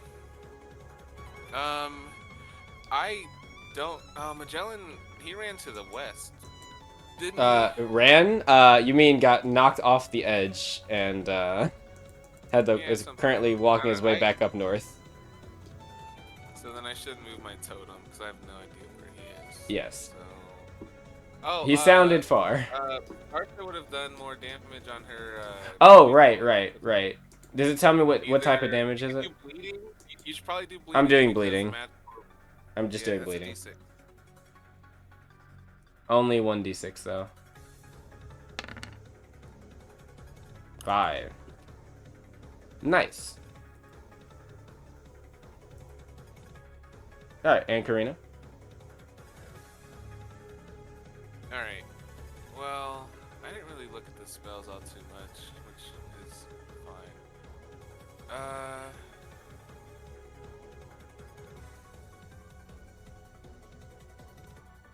I forgot about her rope sling for the tomahawk. Oh, yeah. Yeah, I forgot about that. I'm thinking Frost Breath isn't the move, so... Probably not.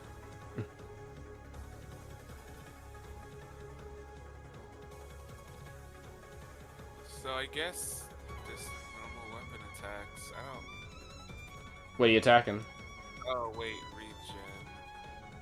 No, she's gonna go for, she's gonna go for the wings. I'm gonna make some, attacks against the wings. Alright.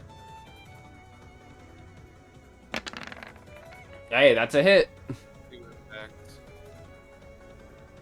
Extra attack, here we go. +1, right? Because of the weak bullet? Oh, yeah, +1. Also, I'm pretty sure...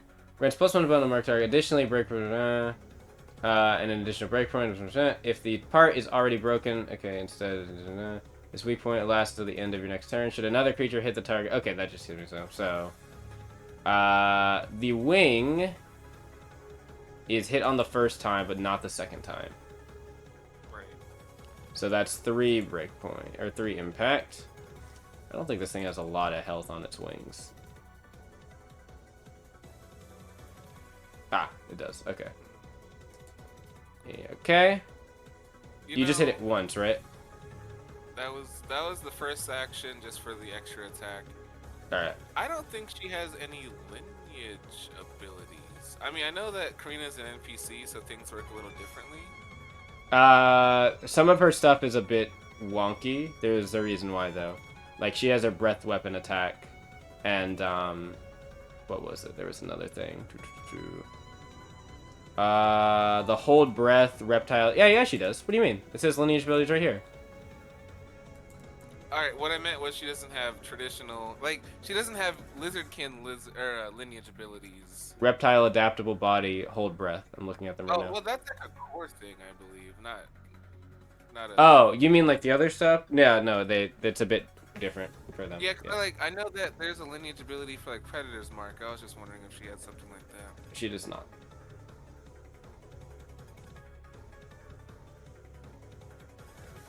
Well, But I believe her weapon is also Hunter, which does something like Predator's Mark. Oh, yeah, I don't know what properties her weapons has. That's... I mean, like... Let me check. I see Tribal Tool on the Tomahawk, so that doesn't help here. The spear should have also also Hunter. Spear. I will tell you what that does momentarily. And then also dismember on the longbow, not that it need everything. Wait, didn't you just use the longbow? No. What did you use to hit the wing? The Tomahawk. I've been using the Tomahawk. Oh, you've been throwing the Tomahawk? No, I've been meleeing with it. It's a melee weapon still, right? Wait, what are you meleeing? The wings. The thing that Starsha targeted is homie. It's one. Ah, well, that's a shame. What happened? Yeah, Karina's been fighting the one that's over here because that is... Wait, did you forget the conversation where Starsha said, I'm not sure if I killed it. It's not moving, though? That was the one for homie? She was saying, help homie out. Yeah, but there's this one that's on Karina's ass. I don't think Karina would... Like, Jai... Did you not... Wait, stop. Jai, Marliana, and homie can take care of that over Wait. there. Like... Did you not hear... Wait, I think you're mixing up what a sequence of events just happened in, like, the last 10 minutes. Starsha said, hey, to about this one right here that was in the air a moment ago. It fell out of the sky after the moonbeam hit it a lot. And then it like, plopped right here. And she said, shit, I'm not sure if it's dead or not. Hit it with a tranquilizer and check its condition. So this is the one that needs... And then she said, and I'll help homie in them. And that's what she said. And you also acknowledged that. I was very confused. I was like, wait, what? And then I said, I'm gonna target the weak bullet on the one that homie's at. Or on. So then what are we doing with the turn I just did? Do you want, what do you want to hit? Do you want to hit this one? What I already rolled was to hit the one next to me. Okay, so you're gonna hit the one next to you? Well, I mean, no. That's what I said I was doing, but I got confused on who needed what. Okay, I think there was a bit of, I don't know how you got confused, but confusion happened. So we're gonna just say that would you rather, okay, here, I'll ask this question. Would you rather attack a creature, or would you rather check on the condition of said creature beside you? I'd rather check on the condition of this guy. Okay, so roll me a medical check or a knowledge bestiary.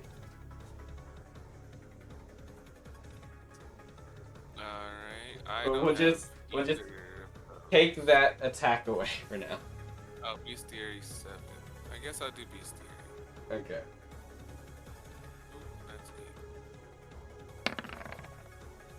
18. Alright, let me pull something up real quick.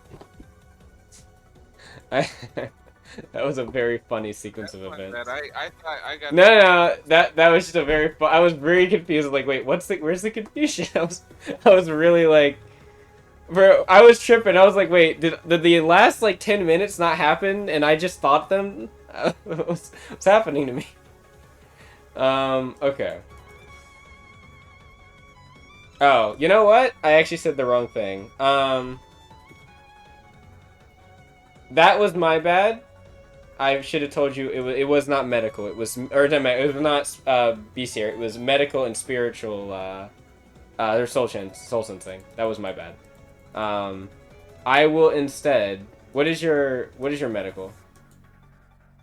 Nothing. What is your soul sensing? Nothing. So it's just whatever this core So I stat guess, is. So 3 medical or soul sensing's based on will. yeah, so it's the same. It's the same. I have a. I will. Do you want to take what you got, or do you want to reroll? That was my bad. I'll give you a small bonus. Allowing me to reroll, I won't mind. Okay, I will let you reroll because I fucked that up because I wasn't paying attention. Watch me roll worse. I better roll worse. No, you didn't. Oh, All hey, right. I didn't. Yeah, that was my bad. I'll take ownership of that one. That's why I let you reroll because I didn't. I read something else and then I didn't realize that was not the same thing that this was. So medical, is that what you're doing here, or are you doing soul sensing? You're doing soul sensing? What was the will? The will? Will was soul sensing. Then yeah, soul sensing. Okay, yeah, because the bonus is actually I'm pretty sure the same for it, but yeah, she has a +3 either. I chose. You just want to do soul sensing. Okay, I just wanted to know because the answer is different.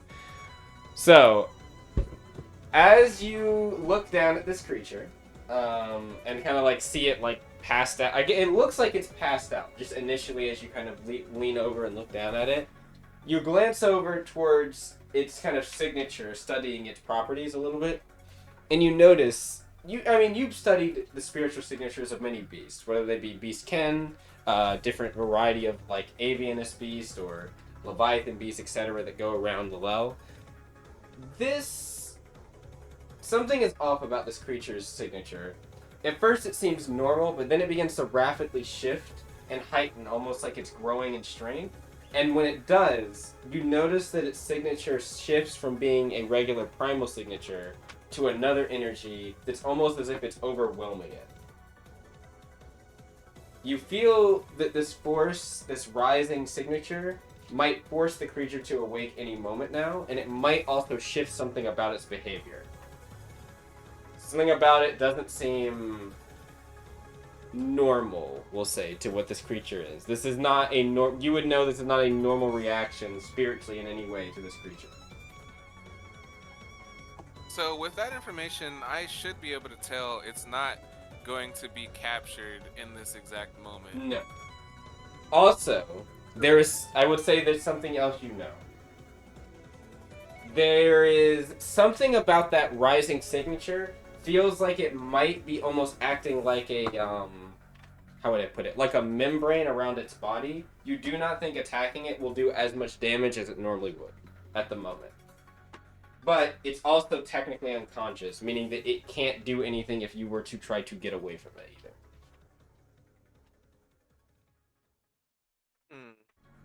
So it's kind of like, if you want to think of it, it's kind of like a turtle in its shell. Like, it's not able to really attack you at the moment, or at least well, but it also is doing something, or it's protected. Very interesting. I will tell the people closest, Starsha and Magellan, or anyone who can hear, I suppose, but this creature is being protected by some form of energy. It is the unconscious. It may wake up soon, but there's no point in attacking it right now. So it just kind of looks behind, sees the creature, kind of squints. You know what? I'll use a stamina point for this because normally this would not be fair otherwise. I'll use some stamina points to make a check. Okay, good thing I have +7 as spiritual senses here. Okay. Ooh, that just meets. She sees what you see. But that is the difference.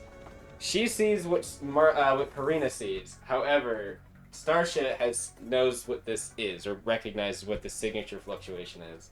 Starsha is going to tell you in no uncertain terms immediately, Karina, you need to get away from it right now. We both do. Okay. So And do not let it. She's going to say, do not let it touch you with anything. And she's going to say, we're going down it the old-fashioned way, and that once we knock it out, then we'll hit it with a tranquilizer. If not, or we could do either. We'll need to get it. We'll need to get it distracted so you can get up behind it. So I should hide. try and flank it? Yeah, she'll look over. She'll point over to this tree. Hide by this tree. I'll draw attention. All right. So I understand that. Karina understands that, but systematically, should I try to set up a flank? Is that what I'm doing? No, you just need to go. So what she's saying is go hide by the tree. She's gonna draw its attention. As it's going towards her, you're going to probably on your next turn, or held action potentially, probably next turn. Run over and stick it once she tells you. All right. So I moved. I still have an action and joint action. Yep. Wait, did you say? What? If you want, she said hide. Otherwise, it can still see your presence. No, I don't have enough actions to hide. Oh, do you not? Right, because of the one thing. Well, I used one action to. Wait, don't you have a joint action? Yeah, you can't hide with a joint action. Yeah, but you can. Oh, but repositioning isn't far enough.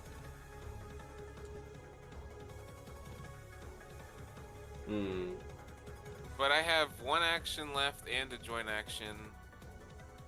I'm going to hold my action until the creature gets within range, or within reach. Fair. I'm gonna try it, the trinket, but like, I can only do it if it gets close enough, so we'll see. That or its next turn comes around, you can just get your own turn to do it. Yeah, but it'd be ideal if we could trinket before. It would be. But the incubation period is actually a turn, so that's unfortunately. That's why I was like, oh shit. Hide. These creatures. You know, they're gonna actually go after Marliana first. They're gonna flap this way. Marliana, you can see about 30 feet in the sky above you. There are these, these smaller Direcockatoo, and they're gonna frostbite at you. Never mind, they miss. They'll try one more time. Oh, how nice that would have been. However, that's not what that is. -5. That's a miss then. Yep. Homie, it is your turn. Alright, I need to do anything, or can I just start crushing it to death? You can crush it, or you can also try to knock it down with the rodeo thing. Yeah, keep on grappling. You need 2 successes. And the DC was 18. So the DC is 22 now. Okay. Do you believe in yourself? Well, I mean, it's currently grappled, right? It's a special type of grapple. It's not the same. But if you're talking about using a crush attack, yes. Do you want to just use a crush attack over and over again? Yeah, I mean, the point is to just damage it and then stick it with the injection. Wait, hold on.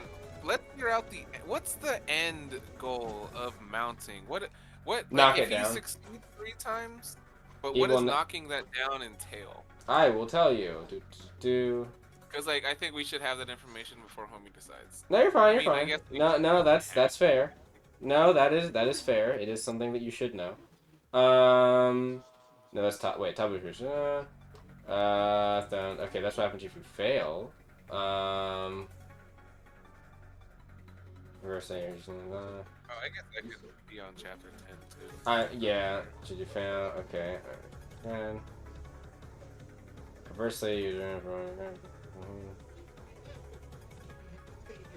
should you fail? Okay, toppling a creature. Toppling the creature, right? Yes, toppling the creature. Yes. Should you fail the check? 3 times. On the successful down, the creature is knocked prone and incapacitated until the end of your next turn. Regardless of success or failure, the creature is immune to mana. Okay, yeah.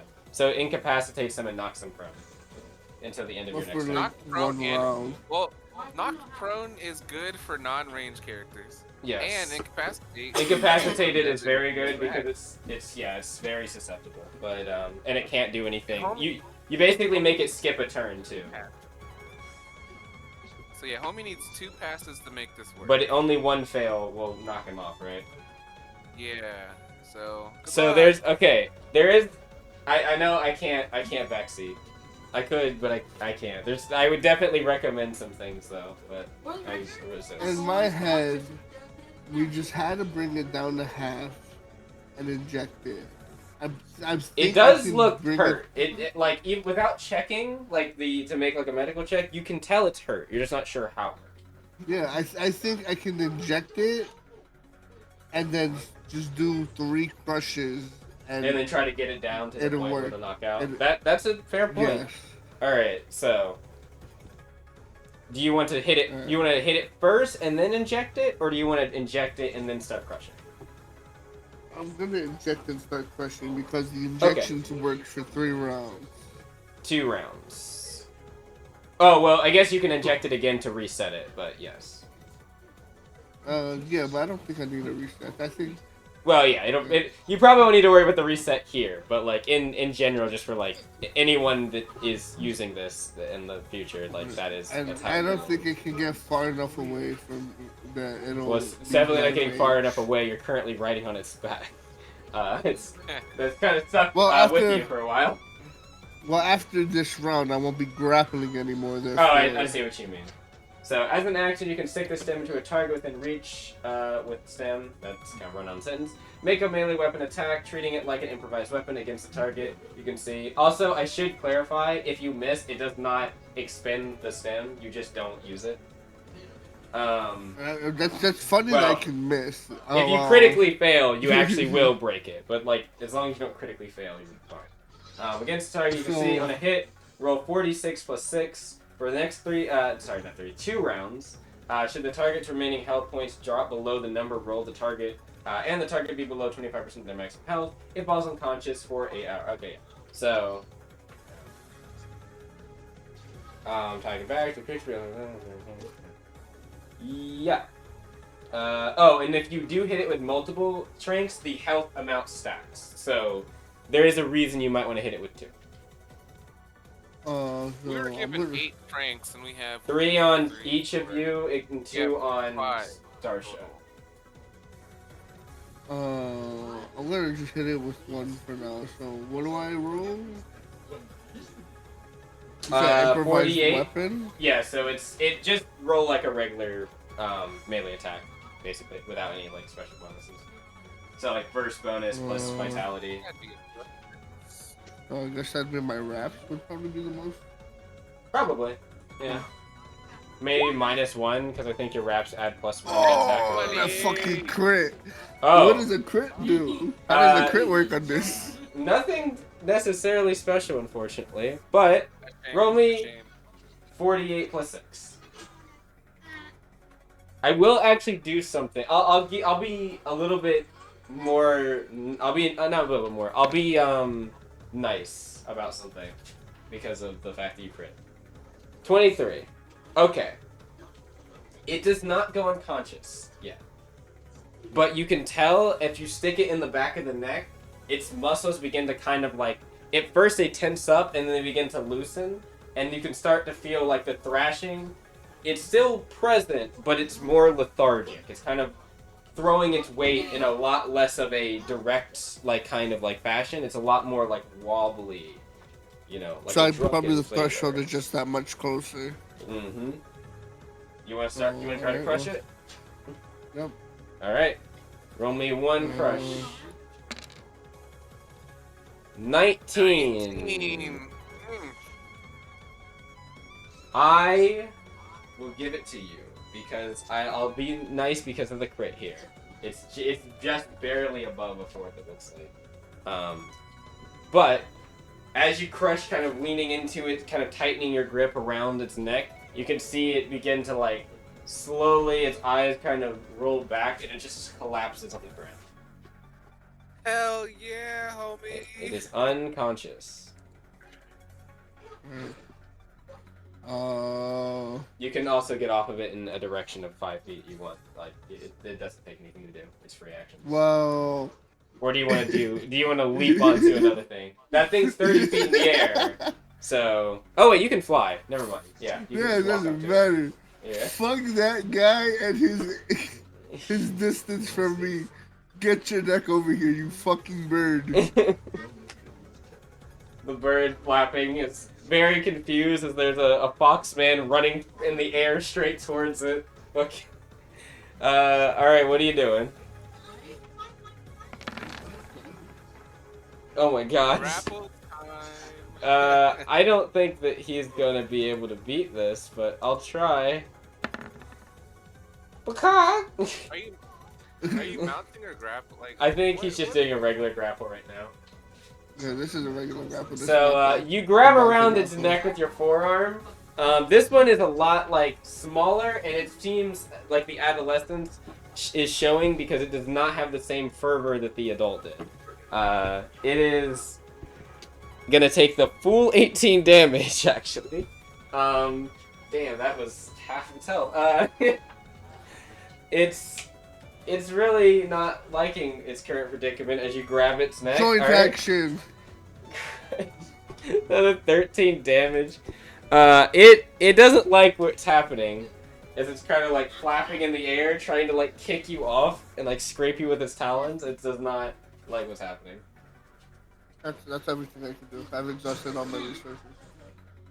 That's fair. It does look kind of slow though. Like it's flapping very slowly.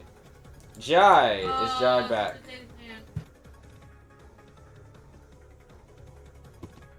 I can ask if Jai is back real quick. I'll be back in like 30 seconds. Okay, you're good. I'm gonna get Jai just temporarily.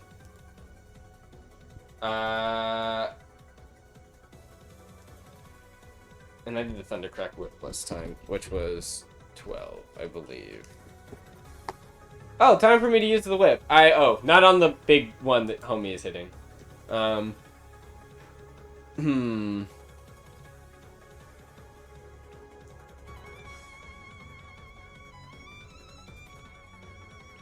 Jai. Okay. Jai just texted me.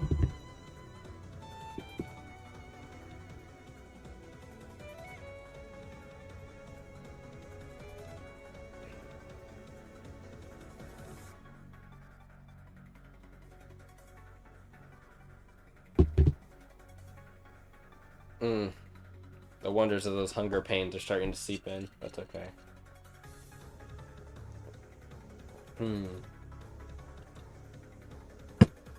Alright, that was just Jai texting me. I will go ahead with the turn.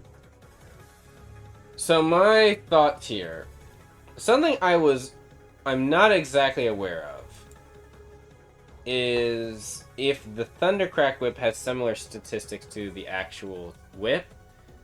It doesn't look like it does. Looks like it has its own special stats. Wait, no, it does. Okay, it does partially. Hey, homie.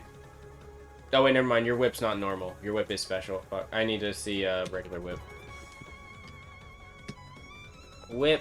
I need to know. Oh, man, that range is not as good as I thought it was. Okay. I could do a... I need to be higher. That's the issue. I'm not high enough.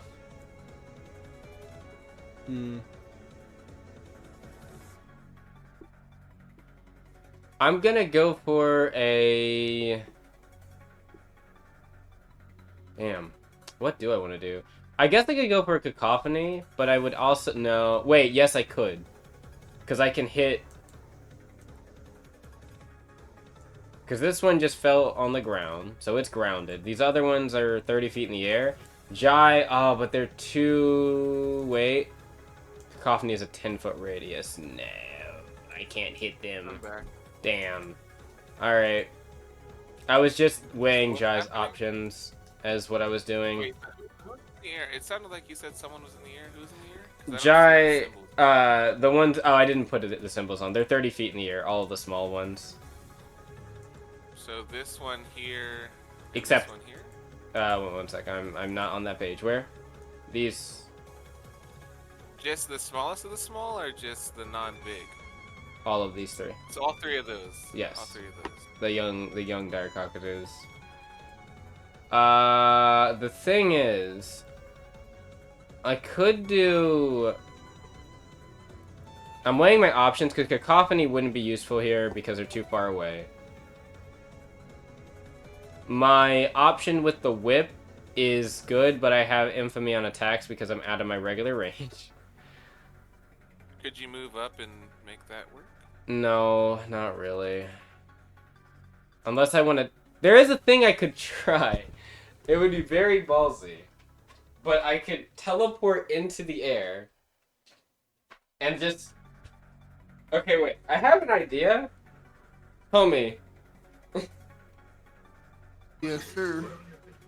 I'm not sure if Jai would do this, is the thing. But I have a wild idea. If I teleport 30 feet in the air, right above you, you could technically catch Jai. Yeah. You'd have to let go, probably, of the creature, but you could grab Jai, and Jai could then whip one of the other creatures that are nearby, because then they'd be in enough range to not have infamy. And I'm kind of tempted to do... Huh. I don't know. This feels like an outlandish thing, and I don't know if Jai would do it, so no, I'm not gonna do it. I'm gonna just... Fulgur. I'm gonna cast Fulgur. Do it. You just want me to do it? Alright. Alright.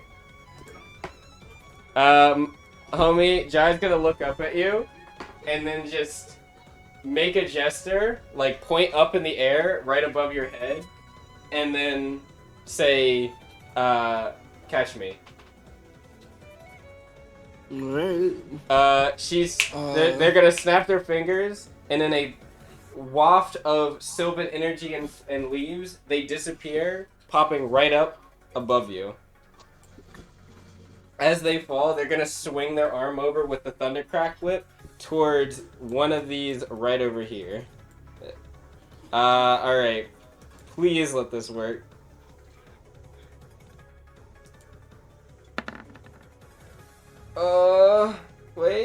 Wait. No, it hits. +5. It's a +5. It hits. Just barely. Oh, that's 14. Yeah, that just hits. Alright, how much damage is that, though? And there's also a special feature. 3d4 thunder damage. If the target is a beast, it comes frightened for 1 minute. Wait. Oh, it's just automatic. The saving throws after... Oh, okay. Well, that's cool. So, 3d4 thunder damage.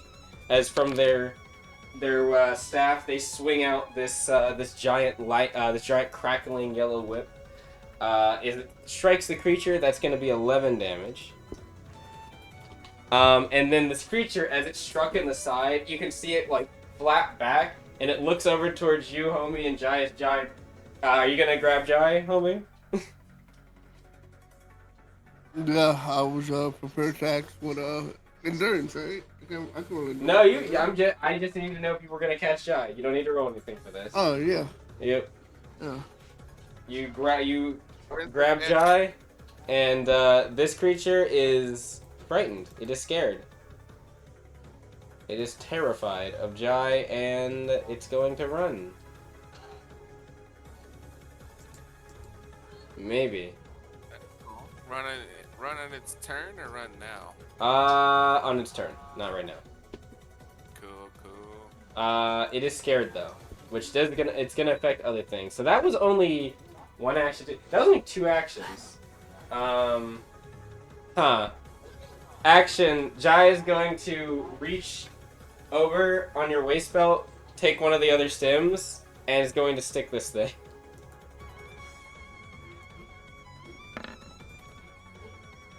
Well, that hits.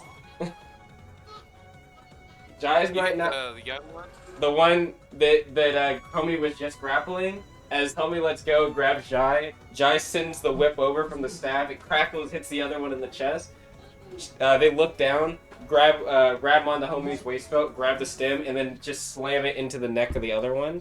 That's right here. I'm not even gonna roll because it's on so low of health that the +6 actually would knock it out. So it is unconscious. It just falls into the tree. Yep. The other big one. Oh wait, this big one right here is unconscious, and then this big one over here is unconscious now. That just leaves two the small one ones with the weird energy around and the it, weird and energy. the two small ones. Yep. So does that mean that only the one had the weird energy around it? Yes, only the one had the weird energy now? around it. Yes. Interesting. Jai has a joint action, but I don't really know if there's anything they would want to do. They're out of diver points at the moment, but I mean, it's kind of just chilling. Yeah, I mean, honestly. I think they're just gonna chill. Big one, unconscious. So no thing for you. Marliana, your turn. Wait, what's the symbol on this one here? Frightened. I didn't find the one symbol I was looking for because I just put something there. It's still 30 feet in the air? Yes, it is still 30 feet in the air. Okay, that's now, fine. where's that frightened symbol I was looking for? I didn't have time. Wait, I just saw it. There it is. It's scarred. It really scarred. Alright, so I am going to use my first maneuver to use blast maneuverability and shoot 40 feet into the air right above it. 2 maneuver points. Oh, you're gonna boost above it? Alright. I have a feeling you know what you're about to do. So yeah, I get like I'm putting Marliana there, but she is just directly on top of the Direcockatoo. It's like that. So that's that. I am going to use my blast palm. I want to knock it down onto the ground, and my gauntlets are still coated with my sea urchin, so this attack will have the poison coating on it. Alright. I have a question. Are you doing this non-lethal? Oh yeah, yeah, absolutely, Okay. yeah. Any unarmed attack, unless I say, is always non. Okay, I assume with Marliana it usually is, but I want to just ask just in case. I don't think you'd have a reason to turn this into pace, but you know, I figured I'd ask.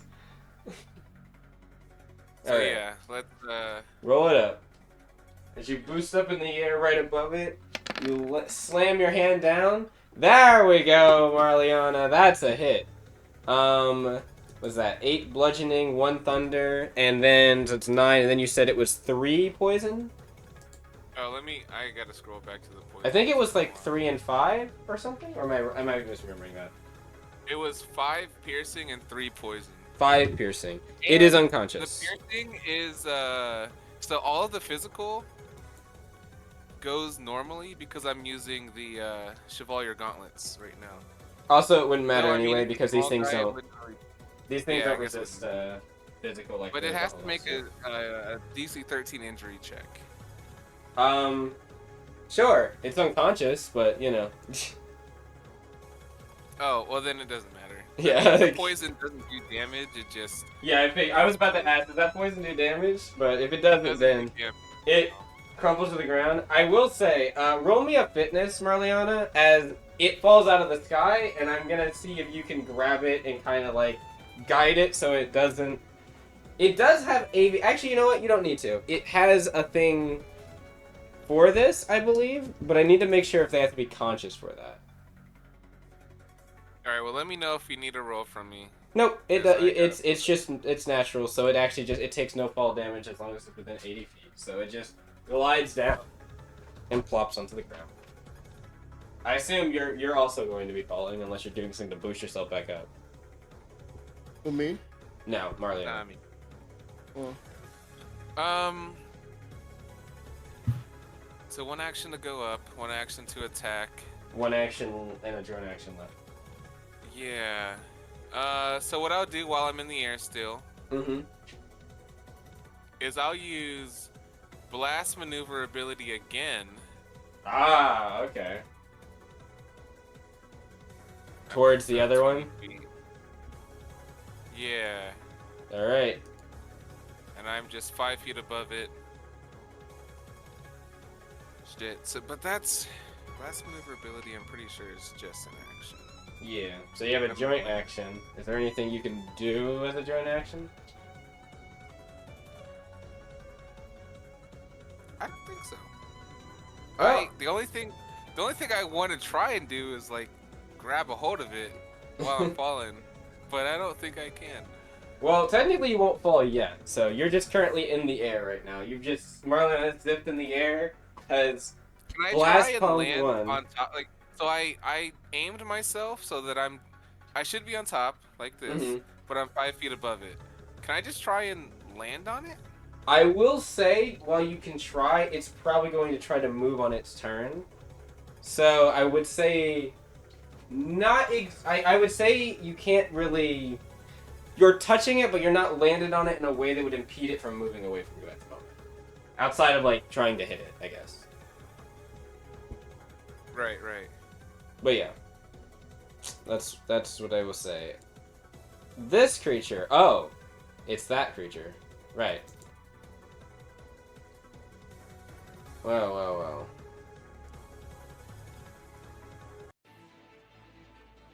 It is going to get up now, I think, actually. Yes, it is time. So, Marliana, as you've been zipping around in the air, actually everyone, what are your passive spiritual, what are your passive soul sensings? Nah, shit, I got a fucking 10. Homie. Maybe a 9.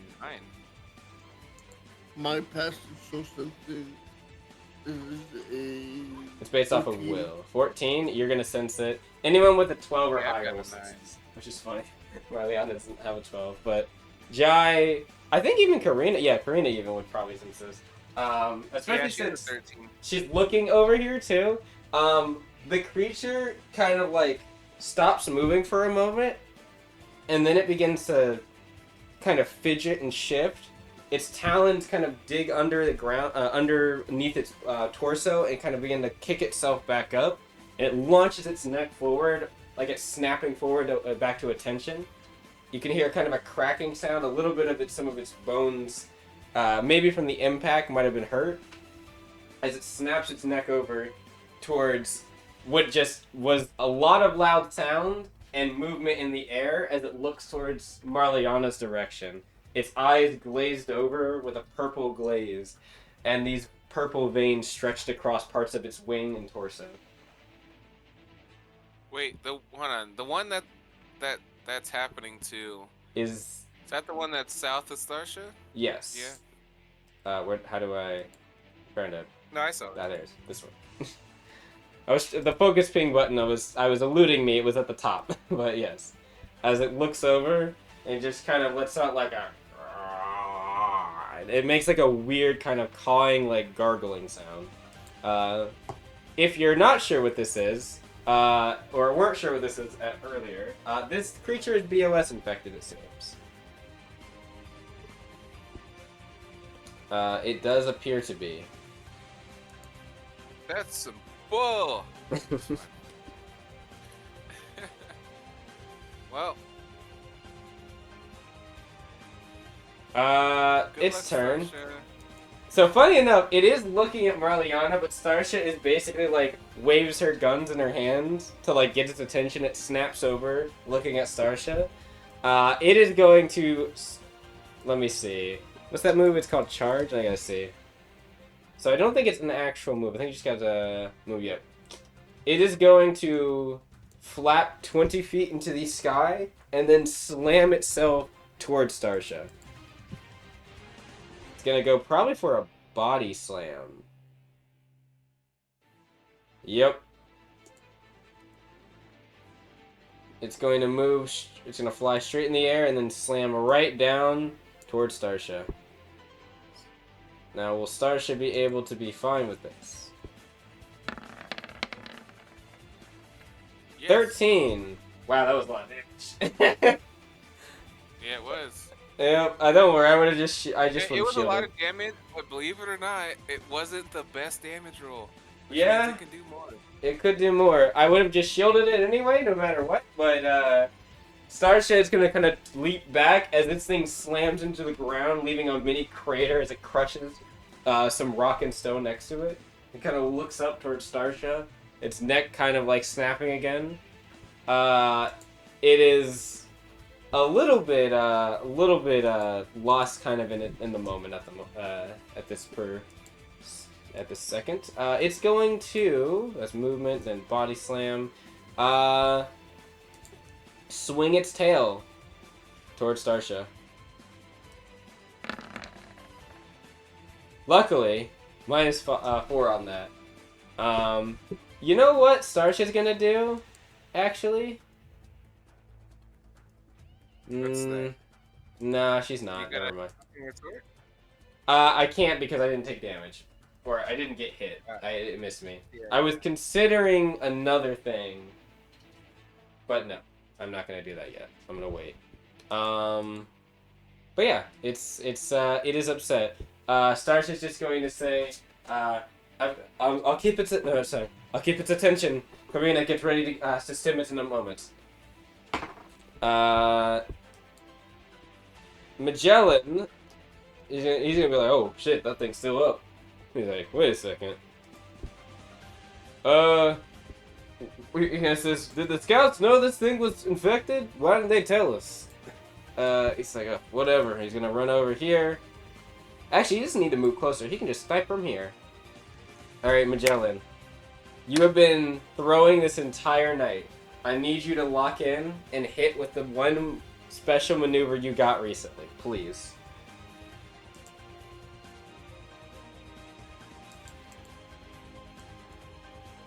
You know what? I'm unlocking the wind-up. I don't care. Wow! Who knew? That was actually what I needed to do. Hell fucking yeah! Can we just take a moment to look at the damage I rolled? 11144. Very very funny. Very fitting. That's funny. Wait, that doesn't seem right. 2d4, 1, 2. Shouldn't it be 44? That doesn't. Yeah, it should be 44. That seems wrong. Oh, also, he would have had to reload this turn, so he's going to reload as an action and then do that. So that's going to be another 44.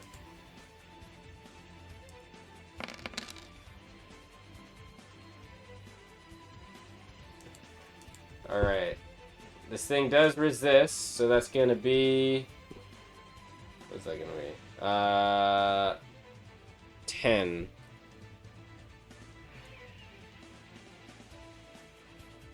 Where's the force damage coming from? Oh, I know why. Because I copied this from someone. I gotta fix that. So let me check something. Oh, wait. One sec. I forgot this was a maneuver, so this works a bit differently. One moment. It might not actually be the damage I thought it was. Let's see. Heavy Gash Gunner. So it is 2d6. Oh, it's an extra amount of damage. Oh, so this is going to be 2d6 piercing damage, and then impact is increased by 4. What's that? 4 plus number divided by 2, and the number is the chain number he has. So 1. So okay, cool. Impact, not gonna matter too much. I will roll an extra 2d6. Wait, 4d6. 7. And then is there anything else that happens? I think I saw some saving throws. Wait, what was the 7 for? It was the extra, because this is heavy gash gunner, it's not just a regular shot. No, but like his blast armament, what did he make it out of?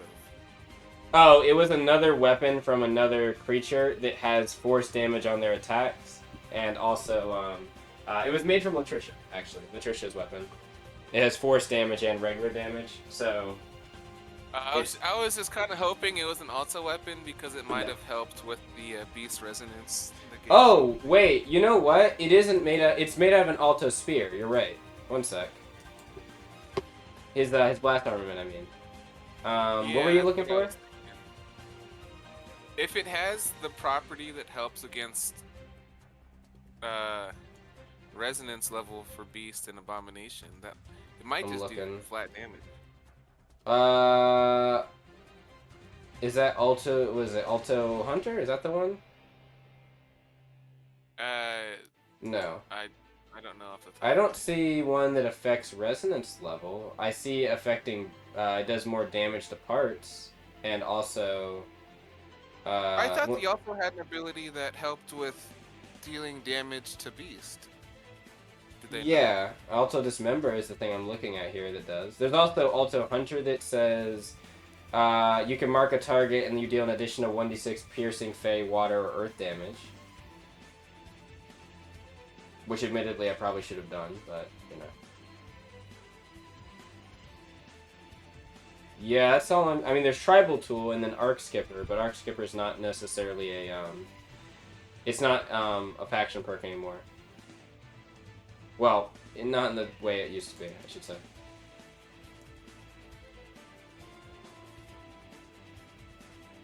Open additional damage. Do impact damage.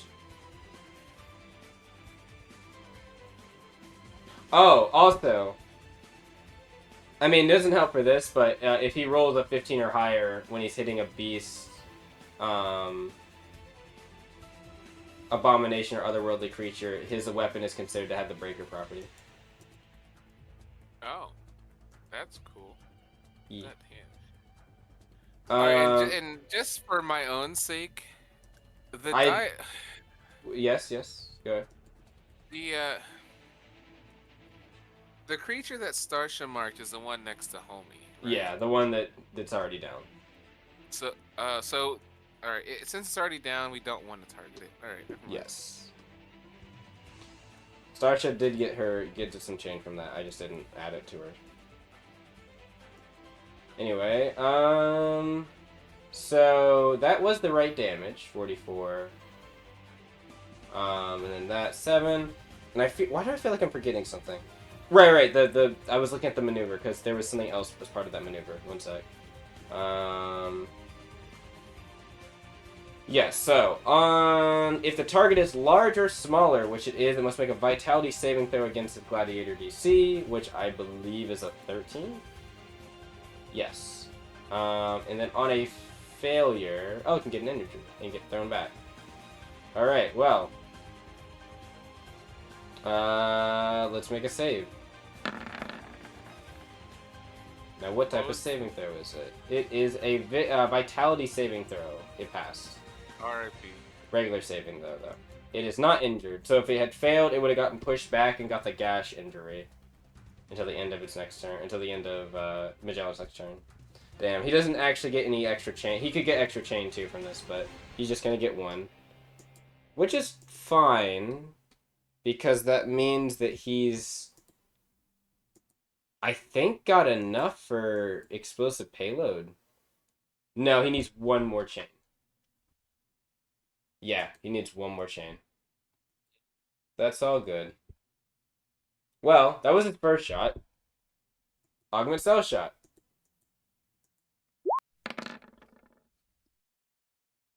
That Not ideal. didn't look as good that time.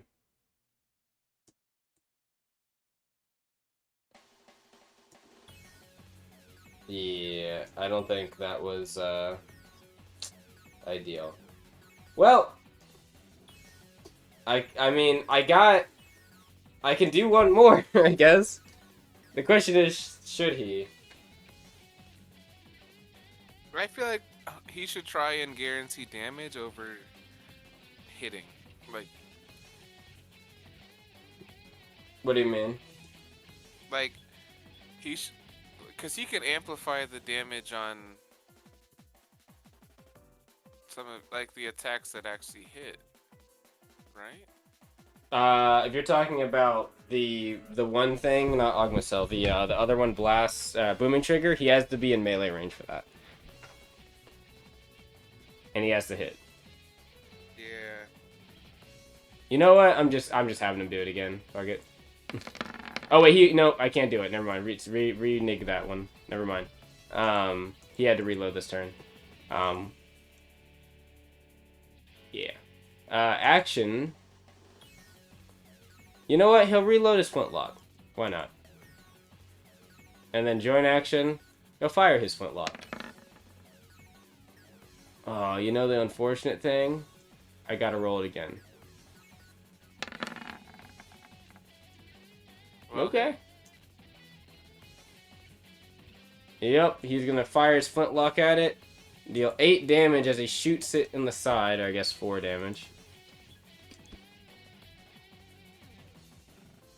You know, Magellan's doing what he can. Alright, Star Shot. Remember how I said I was saving that Moonbeam just in case?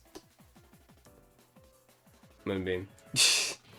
Laser Beam! I'm gonna summon a Moonbeam on top of the creature.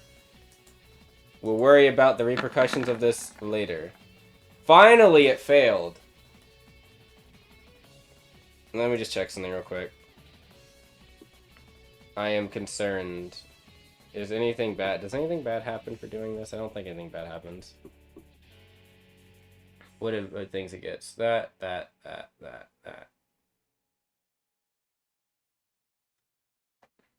Ooh. Ooh, I didn't know that. I forgot about that. I forgot completely about that.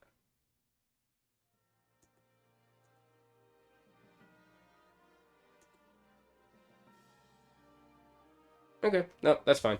Moonbeam, I will roll the damage. Because everyone else does not know that other thing yet, so. That's the damage we like to see.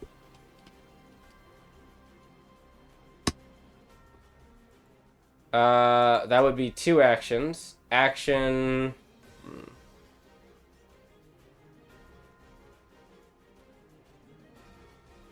Alright.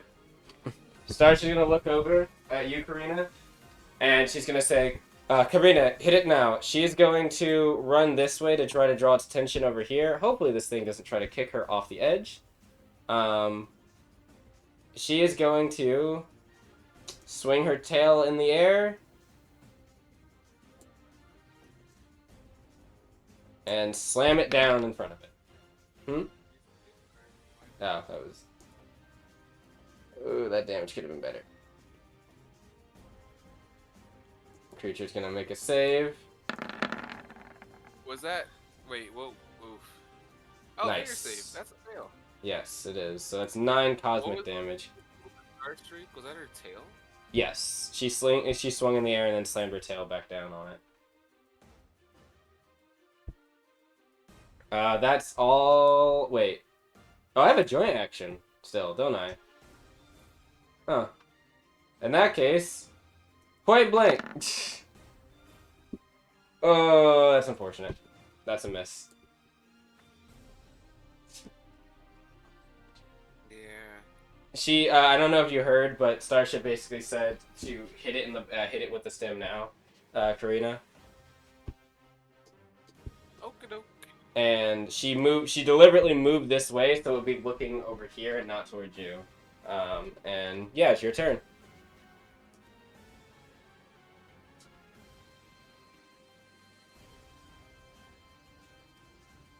All right. Well, I'm gotta melee it with the trank, right? So Yep. move 25 here, and what am I rolling? You can just roll a melee attack. Okey-doke. I don't believe any of outside of maybe the spear. I think the tomahawk's just a regular attack roll. It's a 12. You go for the first swing.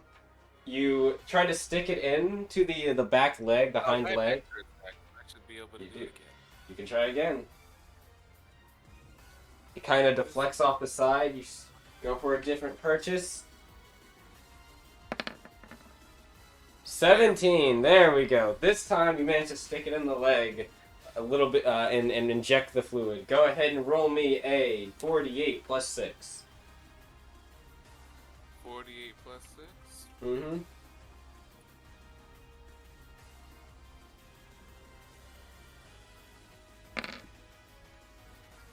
That's what we like to see.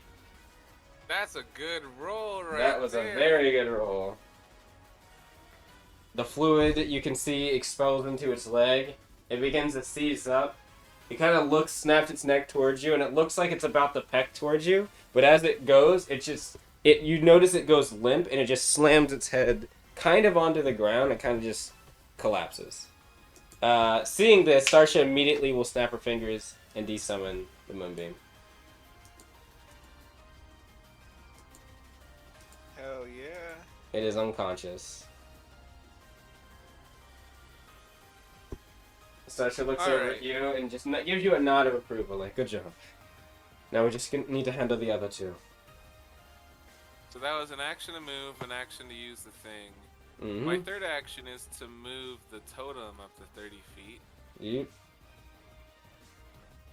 I'm gonna move it up here. Cool. Shit, I've gotta look back. So the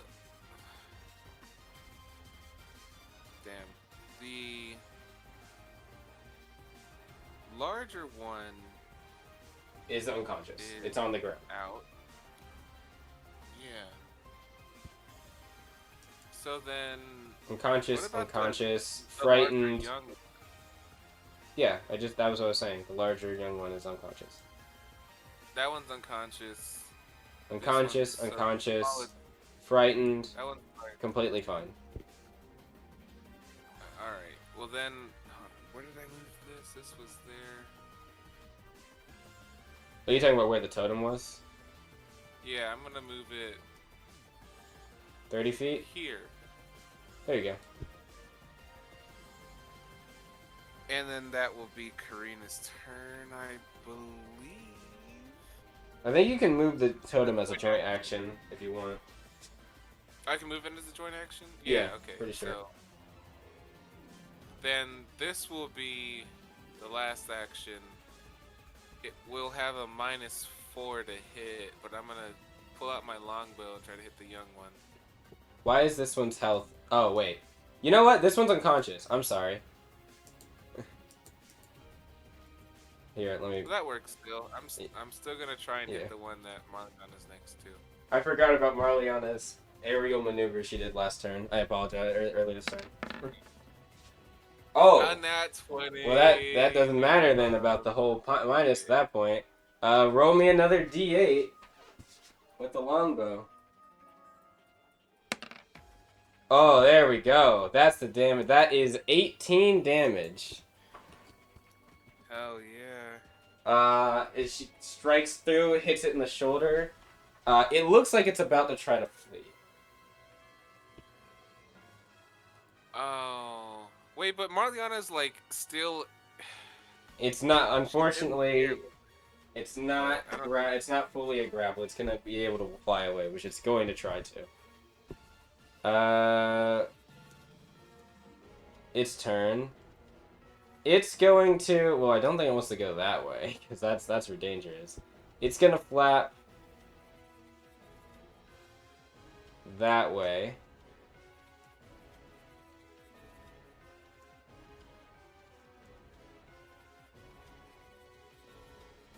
That way. Oh, it moved. Damn, it moved. That way. It's gonna actually... Actually, full on. let me roll something real quick. I'm gonna roll something real quick. I might revoke that real quick.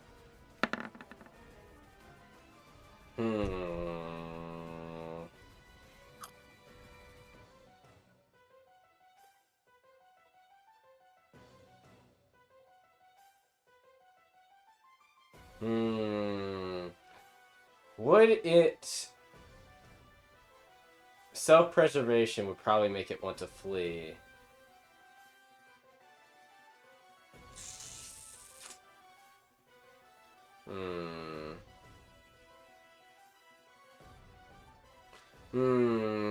I'm debating about if it would try to flee or if it would stay with its allies and try to protect them. I guess it would. I guess if that was resolved, it would probably stay. So we're going to... We'll revoke that a bit. Alright, in this case, what is it going to do? Probably... Does it think it can... It does not think it can. So here's what's going to do. Swoop down. Grab this one. Here? When? What? Yeah, I said I'm going to revoke what it was going to do because I rolled something. Okay. I think you might have missed me say that, sorry.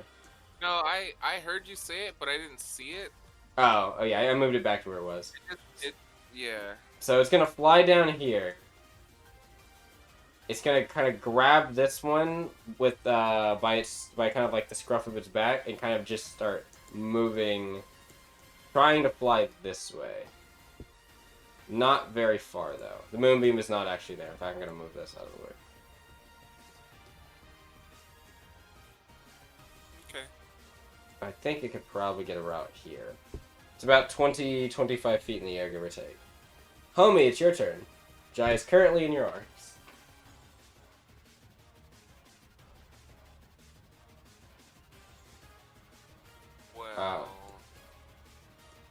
Well, if Lewis isn't here, I think Homie should drop Jai on the ground and chase after him. Well, I am here. There he is. I don't want him to grab it by himself. I heard someone is trying to escape. Yes. Yeah, they're over here trying to escape. It's currently but Jai is dragging also... one of his allies. I also have Jai in the air 30 feet. You could put Jai on the ground by going 30 feet down, and then... Pet cemetery. Or I could take Jai with me. You could. They do have that whip.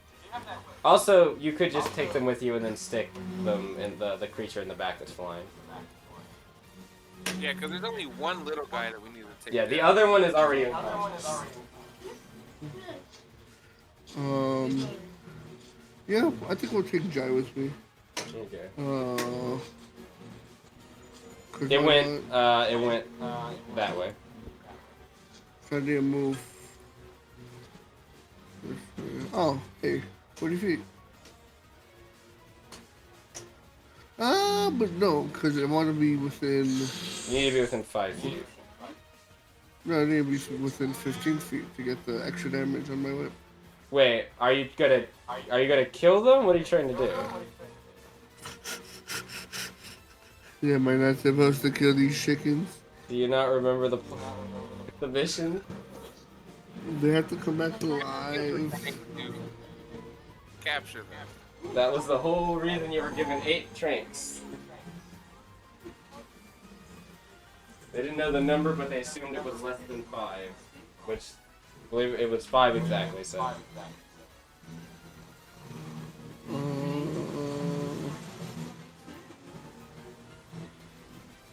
Well, then I'll just move. You know what?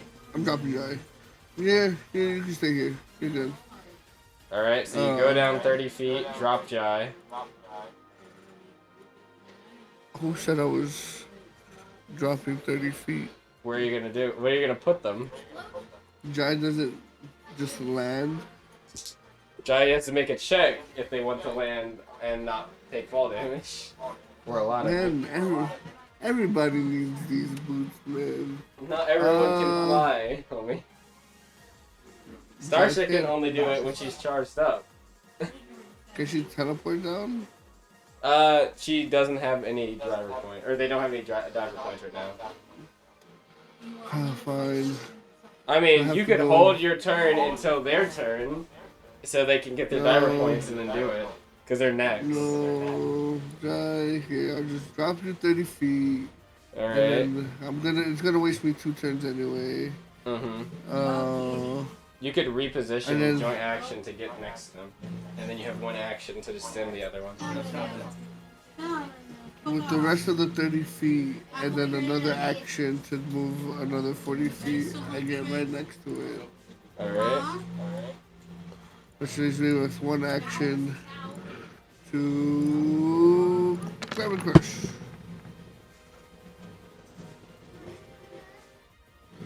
And joint action crush. So what are you doing? I'm grappling it so that way next turn I can inject it. Okay. This is lethal, not what are we doing? Well, all my grabs are non-lethal. Okay. I don't know why you didn't just stick to the creature that was on low health, but it is unconscious in the first attack. I don't think you were paying attention. Did it take damage? I didn't know it took damage. Yeah, Karina hit it, and it was like low on health, but was about to flee. It decided to grab its ally, its brethren, and then try to flee. So, it's unconscious. Hey, look, it's unconscious, right? There we go. I just saved the syringe. Yeah, I mean, they can wake up in an hour, but they're the small ones, not the big ones. So, you have successfully knocked them out, and you can take them to the ground. Yep, just to the ground. And just like that, you are all out of initiative. Also, I hear a lot of feedback.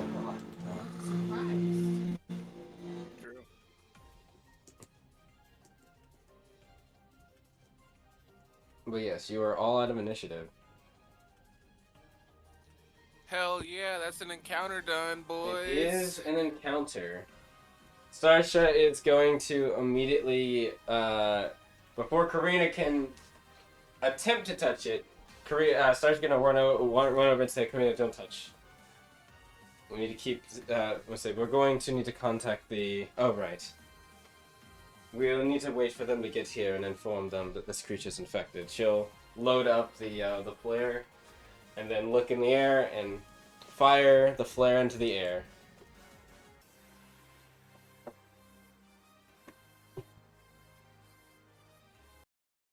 I should look over and see how everything's doing. Marliana, I should say Marliana. How is everything on that end? Things are good. I think all the creatures are down. Ah, that's good to hear. How many chunks do we have left? The guild, right? How long do you think that's gonna take? Give or take, maybe 30, 45 minutes, an hour. Marliana's gonna read for an hour then. Alright. So Marliana just... Oh, I guess Marliana, roll me a fitness, just for the sake of it. Oh, I am still in the... Alright, I'll roll a fitness, but I could easily just explode. Yeah, you could. I'll roll a fitness first. It's just funny, because, I like to imagine Sasha's asking this as you're beginning to fall, everything's alright, and then gravity takes over.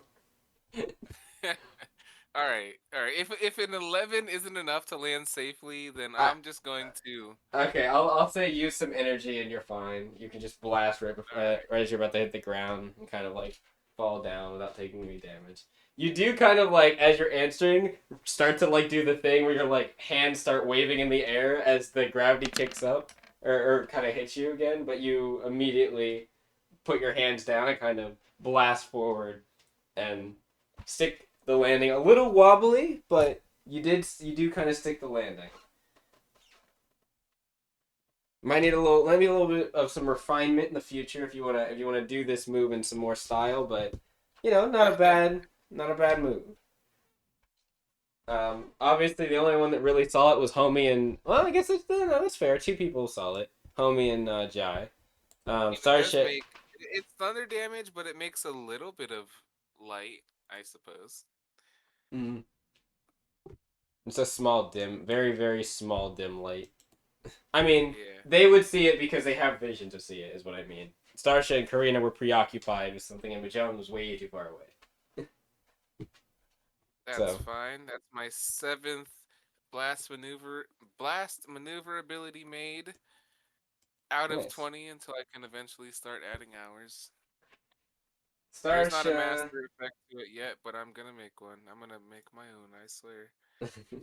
Starsha is kind of inspecting this creature a little bit. I think they're gonna pull out a medical kit and do a little bit of digging. Just for a minute. Then for the hour they're gonna do something, but they're kind of Karina would see them kind of inspecting the body. They put on gloves, you notice, and they kind of start inspecting the body, like feeling different wounds. She seems to be kind of making notice of what are the wounds that you've all given it, and then kind of writing down like different areas where they've been wounded or where the creature's been wounded, and then then checking for any additional wounds. At one point, Starsha kind of like looks over at the creature's head and walks to like kind of towards its neck and feels underneath some of the feathers, and she kind of looks over like, I think this is where. She draws her finger back, and there's a little bit of some slightly red and purplish blood. It must have been another creature that infected it. That could be trouble.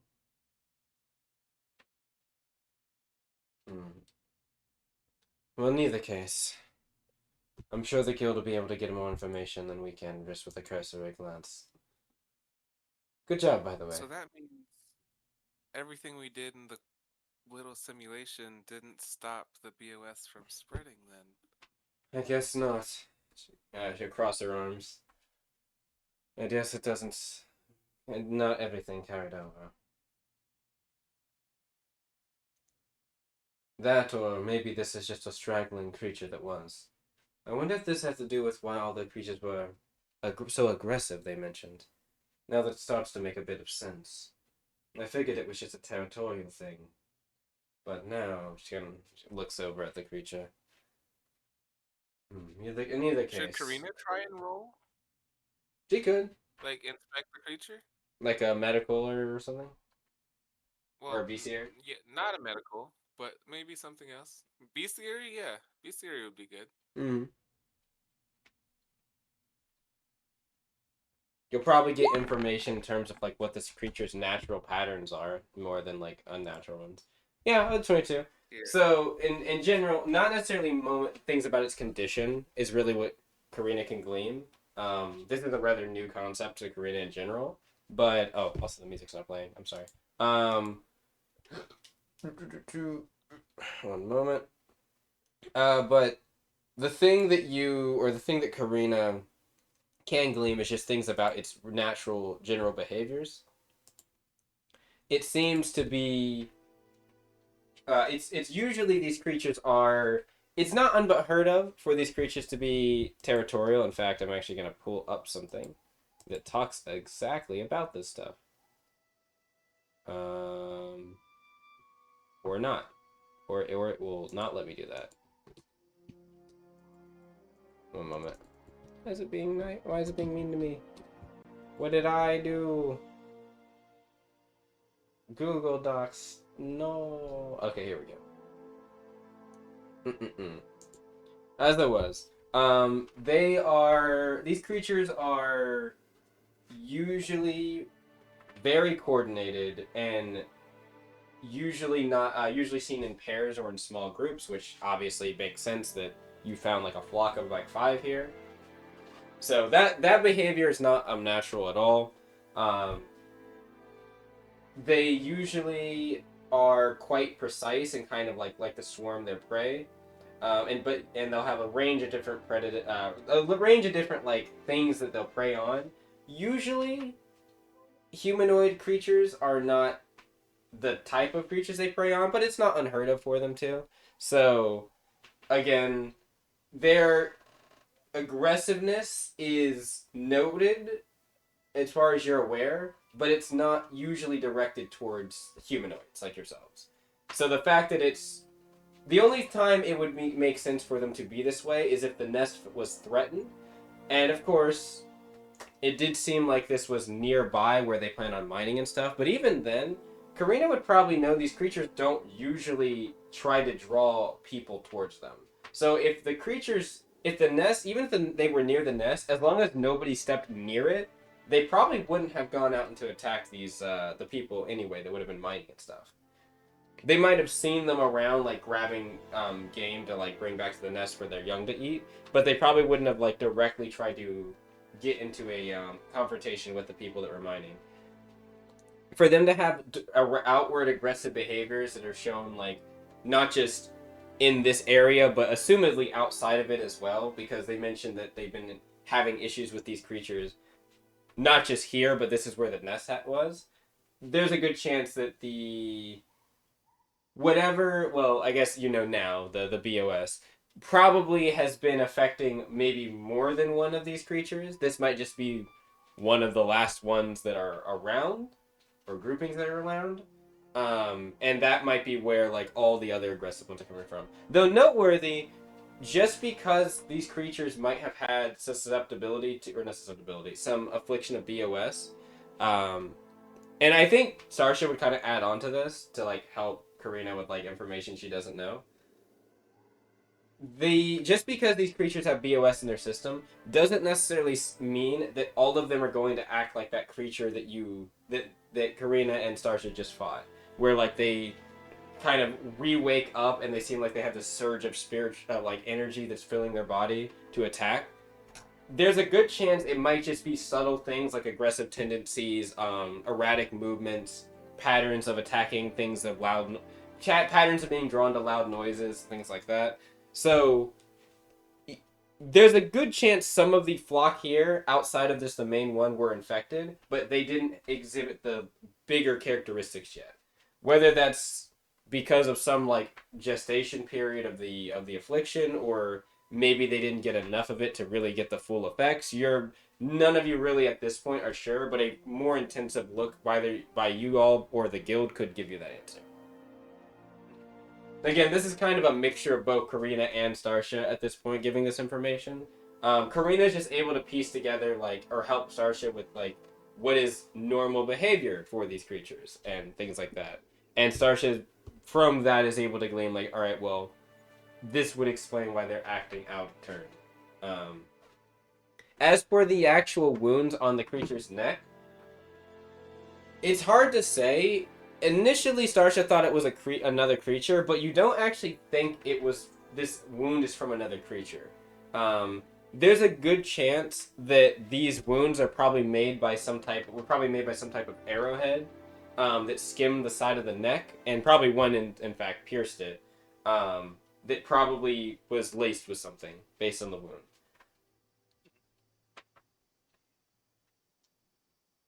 It doesn't also look new.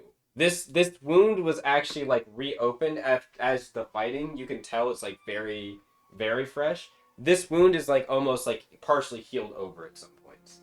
Like, it's not all the way open. You think this could have happened, like, anywhere from, like, a week or a few, like, several days ago, even. You know what I mean?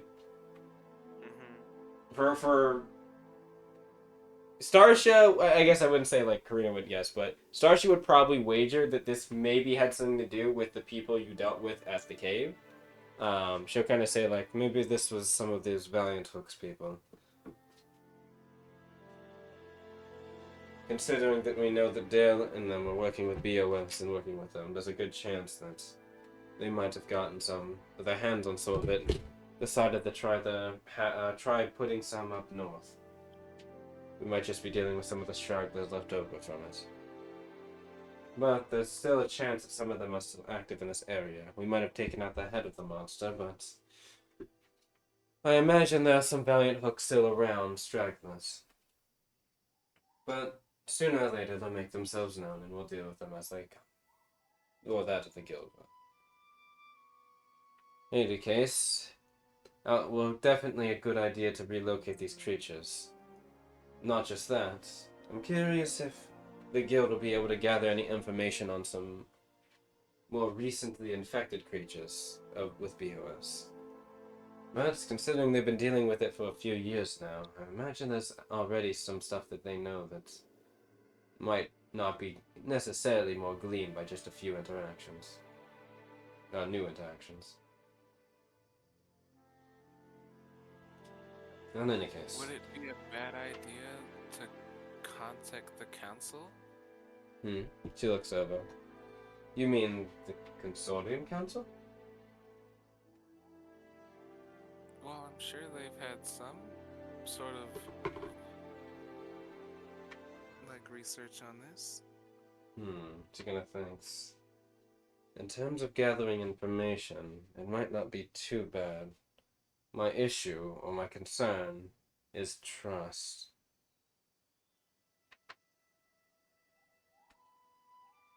There's not a lot known about BOS from what I was digging up on. Even though the guild, which I'd probably say has one of the bigger repertoires on information about it, still doesn't have a lot of answers to things. Like, for instance, where it comes from. It's pretty obvious or evident that the illness, or solution, I guess you could say, is not exactly a normal, naturally occurring thing. It's not venom of some kind that's formed from a creature naturally, but there are properties that are similar to those of certain creatures that do have some type of poison or venom in them. Past that, it seems to be able to be put in different types of meat or used like a toxin on weapons, and once placed into a creature, there seems to be some type of gestation period that afterwards, or after some unstated amount of time, probably depends based on the creature, seems to react and cause, well, this. Outside of all of that, I don't really know what the council would nearly know that would be too different or dissimilar from the guild union. Well, don't you think the guild and the council should be working together? This is a lapsus issue. I mean, maybe. You're not wrong. But I'm not sure I exactly trust the consortium and their aims, we'll say, or judgment as it pertains to this. I know I wasn't there for the meeting, but you met some of the other council members, didn't you? I did. And my initial reactions, she's kind of thinking a little bit, chewing on her words, while not exactly favorable, have started to shift slightly. Perhaps they're not all bad, but still. I guess it wouldn't hurt to at least inform Giafree and Iabon and the rest about what we found. Of course, they'll find out anyway, but...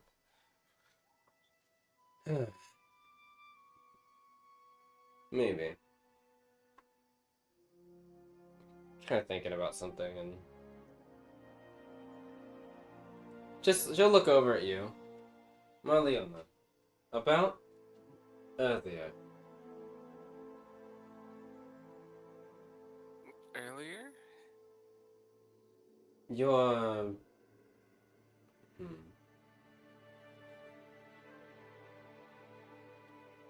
When you were speaking with Hirrata, you mentioned, well, a few things, but...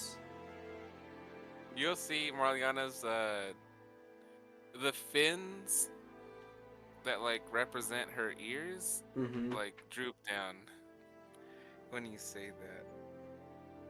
She kind of looks... she notices and kind of thinks. It's...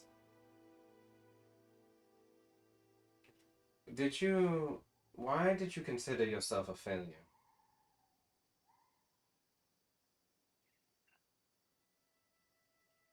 You've done nothing so far that would lead any of us to think you anything but an accomplishment, or anything but an accomplished individual. So why did you...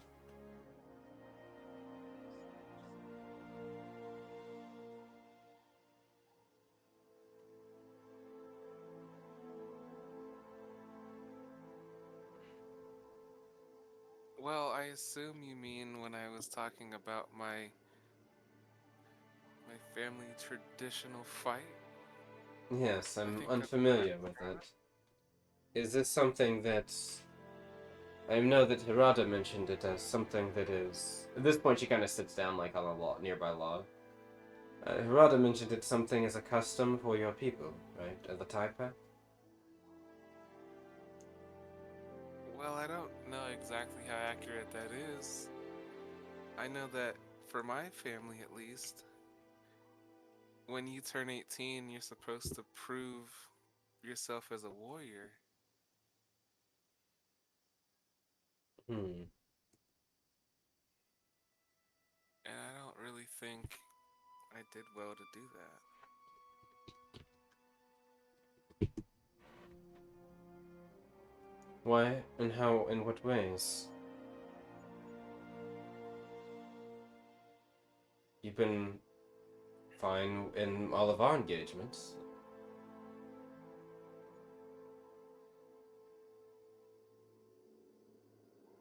Well, again, this is really just me speaking on my own experiences, but from what I understand, when a warrior of the Tide Pack turns 18, if they've decided to call themselves a warrior, they're supposed to prove that they're capable of joining one of the 3 branches of the Tide Pact military. I would have been in the honor guard as Right. a Marlis. I remember now, reading about it. It's the Tide Pack has, what's the word? Compulsory military service for our citizens, or most, right?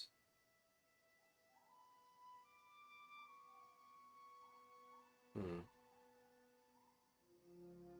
But you didn't.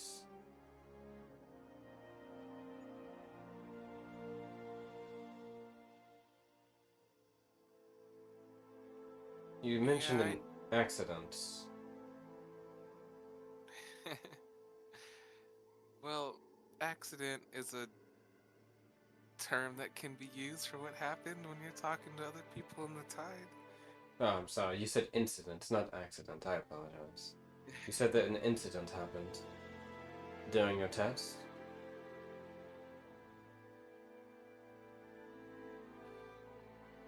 Well, I mean, I don't see any reason why I shouldn't tell you about it. Hmm. If you don't want to tell us, you don't have to. But I will say this at least.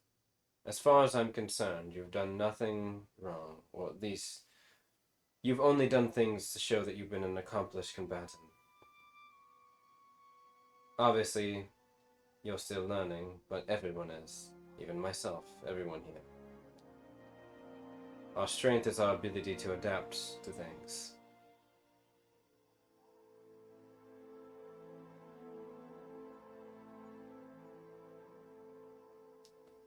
So don't be too hard on yourself.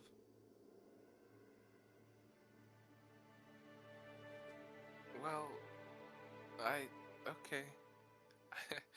I, I'll try, but I mean, I really didn't succeed in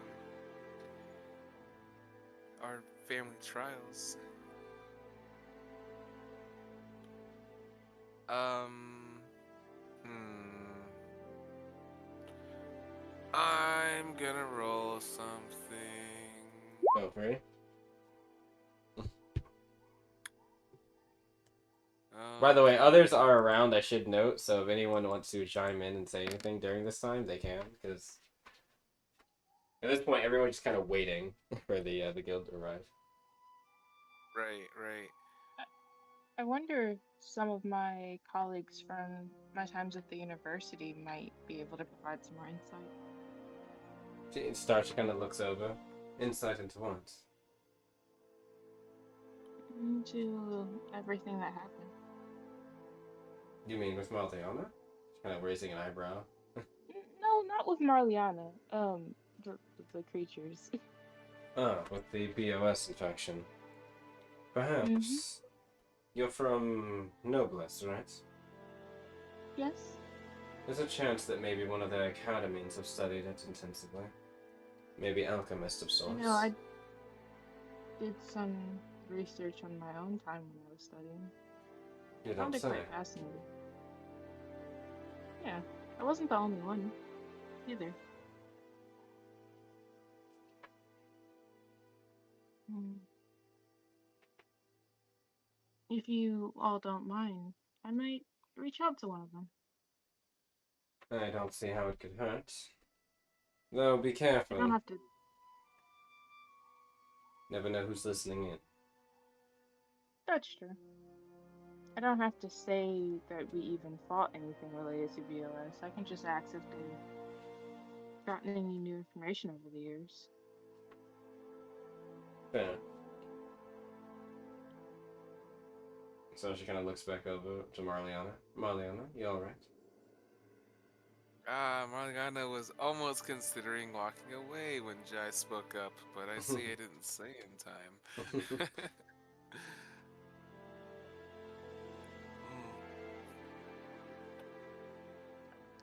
What was I saying last? That, I believe you were saying something about how you didn't, really succeed last time. Oh, yeah, I was We were deciding deciding something. if I was going to tell you more or less, and I rolled the more option of that, unfortunately, for me. So, Marliana will go into the finer details of the day she was given the trial of being a true warrior or not. In that, so the whole idea of this trial is that you're fighting against someone who has already proven themselves successful in this trial, and you're trying to prove your own worth.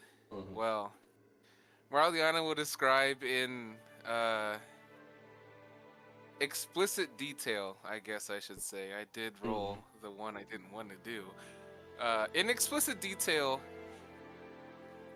when she fought her father for the trial of being a warrior, she was able to fight against him, but not deal any significant damage. And so, in retaliation, her father attacked her as hard as he could, but she did not falter. Is that right? No, that'd be right. So. Yeah, that'd be right. Yeah, did not Yeah. falter. She Like didn't you were persistent. Is I guess the word. Yeah, she didn't go down. She kept fighting back, and that created a bit of rage in her father, and so he used one of his strongest attacks to try and bring Marliana down. But luckily, that attack didn't hit. Her oldest brother got in the way of the attack and completely deflected it out of the way so that Marliana would be saved. That is what Marliana will say. That she wasn't strong enough to fight against her father, and that she had to be protected by her oldest sibling in order to survive the family trials. That's how she sees it. Also, I'm not saying if you want to tell the party this, but I'm giving you this context because I think that Lily mentioned it, but I don't remember if it was mentioned in session or not. But the trial isn't necessarily to beat the opponent at all necessarily, but it is to show like you are still supposed. Ideally, it's supposed to show that you're capable. You're competent, of and capable. Yeah, it's not necessarily That's not what was shown. Yes, Marliana, that's not what was shown to Marliana. But Marliana would be aware of this. Maybe not at that moment, but later she would be aware of that. Marliana would understand that she tried her best, wasn't able to put out damage, and was put down in her place when her father fought back. And the only reason that the Ooh. fight stopped was because her oldest brother deflected an attack that probably would have killed her. There's something funny, I know, because Lily told me, but that there's a reason why I made that specific. I wanted you to know that specific thing because I don't know. Like I said, I don't know if Lily told you yet, but that is very important. You might want to even write that down. That like the goal is not inherently to beat the opponent necessarily, because it is to That's what I figured yeah. myself. I think that It's was important because it's something that you'll be told potentially later. That's all I'm gonna say. About your predicament and why perhaps your father was very, very upset. Actually, there's multiple reasons. Is that but, yeah. the fight was supposed to be whether or not you're capable as right. a tide pack warrior, and that that is she perfectly failed. fine. She Yep. failed. I'm just telling you this, but yes, there is some more to that. Yeah. Starsha kind of nods, listening to that. Did your father try to attack you with a lethal attack? Doesn't seem like a normal custom. Your father tried to attack you with a lethal attack?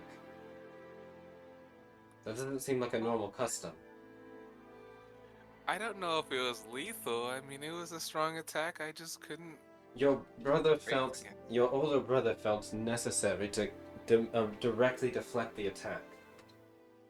And it sounds like the trial immediately stopped after that. What happened to you?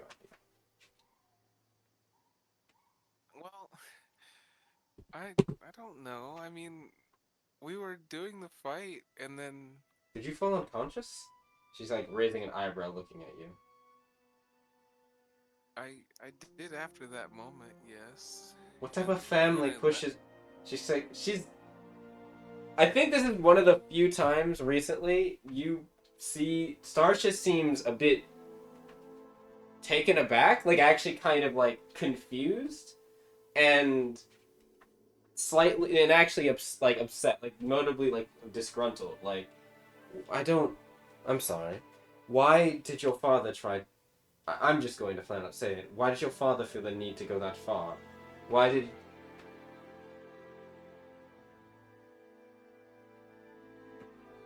She kind of thinks. Is Marliana? How's Marliana doing? As Starsha's saying that, because she's kind of studying your reaction now. You're asking why my father like didn't hold back? She's like, why did your she's like, why did your father not hold back? Why didn't anyone feel the need to step in before this? Like, what type of family acts like this? Well, I mean, it's just I've never been to any of the situation. I've never been to the trials my siblings have gone through. I wasn't invited, but I just assumed that the fight between us was. You weren't invited to your family's other. Why? I wasn't really allowed to see most things, really. My goal was to train and be better. Shanna says, what other things did you do? Aspirations. I trained against the soldiers of the honor guard, and then I trained with my father, and I just had to be the best I could be.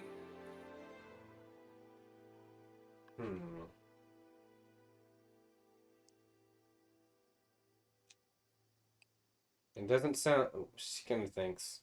Outside of training, what else did you do? I mean, it sounds like you were someone important.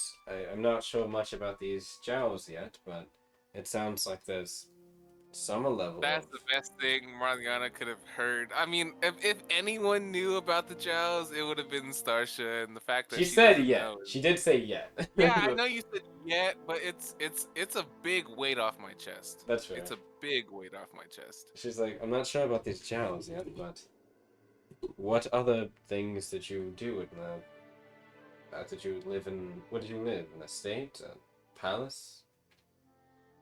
A nobleman's home? Well, I don't know. I mean, we didn't have a small house. I didn't really. experience the average situation of a Tide Pact member, so I just know that we had more resources than others. Mhm.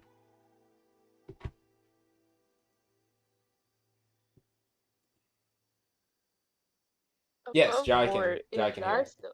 Yes, Jai is right here next to you. I was gonna say, Everyone everyone is could right be. here. Literally, everyone is around. Like, everyone as in, like, the people that were in the fight. So. I think Jai would chime in and say, I don't think what your father did was normal, even for your kind. I mean, strong warriors know how to control their own strength. They know they can look at the situation and know what's going too far and what's not. I don't think it is normal, even for your people, to attempt to end the life of their child because they can't defeat them. Well, I'm. You could absolutely mood this if you want, but I don't think you'll have to. But Marliana will say, I'm sure that I was safe in the trials. You were I just safe think that because was. your sibling chimed in and stopped it.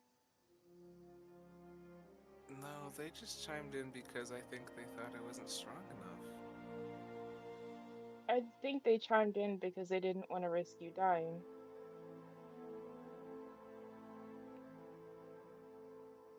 No, they didn't care about my survival one way or another before. Starsha looks over. Why would you say that? There's something in the. If You said that you only knew nothing but training and such. You didn't go to any of the events either. How often did you meet with the rest of your family? Well, I mean, I saw a couple of my siblings every now and then. Did you do anything We didn't. together? Well, the older siblings, they were busy doing other things. The younger They had ones? responsibilities. if I'm When you say the younger ones, Marliana like shies away. It's very clear she does not want to talk about the younger siblings. I'm not going to push you to say more than you feel comfortable saying, but if I'm being completely honest, I don't think your father is a strong person. I mean, physically he could be strong, but mentally, I don't think that makes him a strong warrior. I think a strong warrior would know when to keep going and when to stop. And a strong parent at that would know when to show support and when to encourage, not just to break you down. Starsha kind of thinks as And why well. do you think that? I mean, I thought the whole point was for your parents to make sure you were strong enough to lead your life. Were they helping you My make you? parents and Go. Sorry, go ahead, Chai. no, you go first, Starship. She kind of thinks. Were they helping you make you stronger for their own aims, or were they doing it for you? As in, so you said so that you could achieve your own things in life, right? Was that really what it was for? Or was it for them? Well, I mean, what's the difference? Your They aims are your set up. own, not theirs. That's the difference. Otherwise, you're just a tool, and that's not what you are. There's a very distinct difference. My mother, when I was about 6, she taught me Boken fighting. She didn't teach me Boken fighting because she wanted me to be a strong Boken master and to push me into a mold. She taught me Boken fighting because she wanted me to know how to defend myself. She wanted me to be able to go to the store and not have to worry about getting robbed or someone trying to hurt me. But even when we were sparring, she never once hurt me. And I've seen her fight before when we weren't sparring, and I've seen her spar with other people. She could have hurt me, but she didn't. She knew when to stop. She knew exactly how strong I was and what things I was already very comfortable in that I could defend myself against and what things that I couldn't yet. And she nurtured me to become stronger. She didn't discourage me or beat me down or call me weak. She nurtured me. Even my father, though, I will say when it came to university, he was quite strict. And not in a sense where there was a risk of me dying, though there was that one time when I did very bad on a test, and he made me pull an all-nighter and read an entire calculus book. That was not a good night. He made me read it front to back. And I was upset about that, but that wasn't detrimental to me being alive. You know? Well, I mean, I'm still alive. I don't really think I understand. I mean, My parents have never made me go unconscious either. Also, it doesn't sound like you would have been alive if your siblings hadn't stepped in. I had to fight against other people who they weren't terribly strong in the honor guard. I just had to fight against the soldiers who were training themselves too. There is a way to train without bringing someone close to the brink of death. There's also plenty of ways to get stronger without risking that. And, if he was your father, he would have seen you and know exactly what things you're really knowledgeable in and what things you're still struggling to learn. So he would know when to stop, when to block instead of hitting, when to slow down. Not just keep going full force. It's not like I was given tasks that were impossible. I was just given challenges that were a little harder than what the soldiers had to deal with, but we all competed against each other. Marliana, I have a question. Why are your clothes... Well, some of your clothes, why are they too small for you in certain areas? And tattered. Well, I mean, these are the clothes I train in. These are the clothes that I felt comfortable fighting in. Still, you could get clothes that would be more adequate in fitting your body, especially as you've gotten older. Well, it's really never been an issue I've had to deal with before. Has it been not been an issue, or it's not something that's been offered to you? I mean,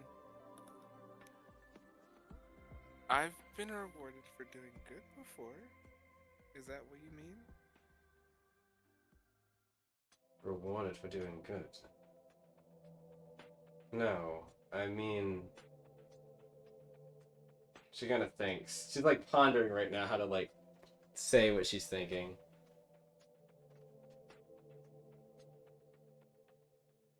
Your family's financial situation, was it dire? I don't think so. I mean, we had maids and butlers and other people who help out around the house. Yet they could not grant you adequate training clothes. I find that odd. Very odd. Well, my clothes have never hindered my training. I don't. That's really not see the why it's an point. issue. Did your siblings have clothes that was more fine in fitting, refined, clean, No, my not siblings worn? haven't had to go through the same training experiences. I wouldn't expect them to ruin their good clothes. When you say that, Starsha's... There's just kind of a knowing look on Starsha's face that she's looking at you. That's unfortunate, then, for you. She kind of looks down. Well, I've never had to ruin anything that was nice. It's not that bad. I wouldn't want to destroy something that was supposed to meant to look good. My clothes are supposed to be for training. Quite frankly, I think your family is well enough to be able to provide you multiple sets of clothes for every stage of life. And if they get ruined, your family can afford to replace them. Well, I don't know how hard my siblings were pushed, but I'm sure that the training gear they wore wasn't all that extravagant either.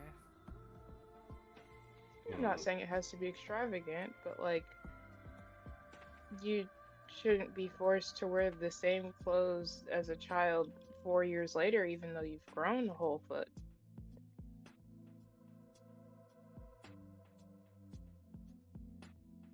Marliana would just smile and like nod at that comment. She doesn't really have a lot to say against it, not gonna lie. Starsha looks over. Karina, we have a few more special orders we're going to need soon. I'll talk with you about it later. She'll look back over at you. Marliana, I have another question. You seem terrified of going back home. No, I'm not going to call it that. Going back to that place. You said you have reason to believe that if you were to go back there, you couldn't leave again. Is that true?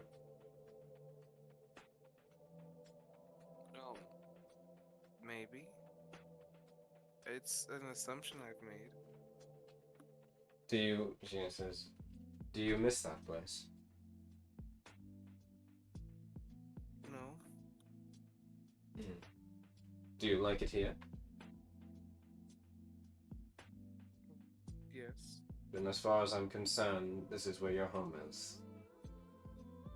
And no one will take you from it. Unless you wish to leave.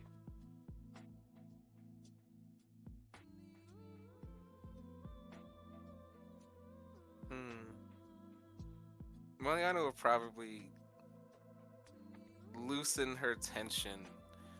By the way, she's looking very stern when she says that. Not necessarily like meanly at you, but like very like affirmative, like she means what she's saying. Right. Well, I mean, it shouldn't be an issue, or I wouldn't get too worked up. How about we just we get our creatures and we head out? Well, we're waiting for them to arrive, so in any case, they should be here within the next 10 to 15.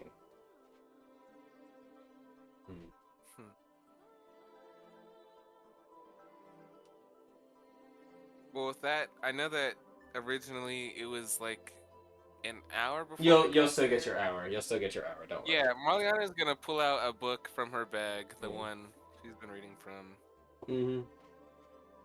And Marliana, like, can I ask you a quick question? You sure can. What are some things that you would like to have in a home that you wish you had more of? Yeah.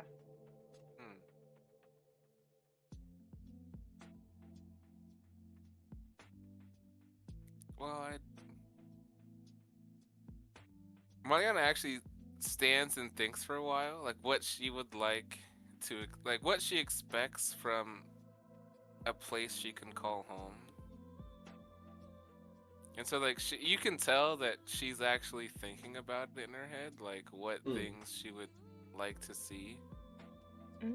But before she responds, she kind of just shrugs her shoulders, like, I don't really know. What things would you like to see? I'd personally love to have a library, but personally, those are a bit expensive. Do you mean what I'd like to see in a place where I can act freely? Is that what you would like in a home? I heard two things. She said sure. That was what Starsha said. Was just sure. And Jai said, is that what you would like to have in a home? Well, if I was to call a place home, I'd like to be able to do the things I enjoy doing. And I do like being a smith, I think.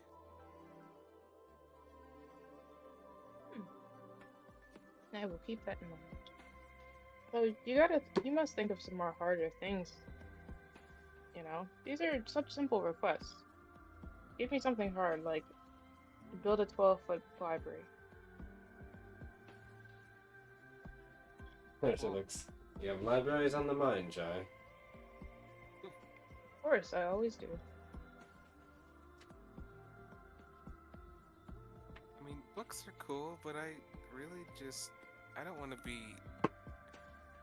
held down in one area. My whole point of adventuring is to explore the world. So you'd love to travel. A home that moves, per se. Well, I don't think my home has to move, but I don't want to be held down either. You can always go sightseeing and still have a place you can return.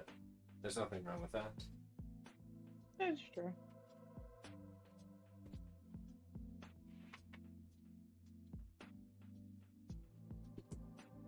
Marliana, I have one... Oh, go ahead, Jai. No, you go first, Starsha. I heard you mention your father a lot, besides, and your other siblings. But you haven't really mentioned your mother. Is she still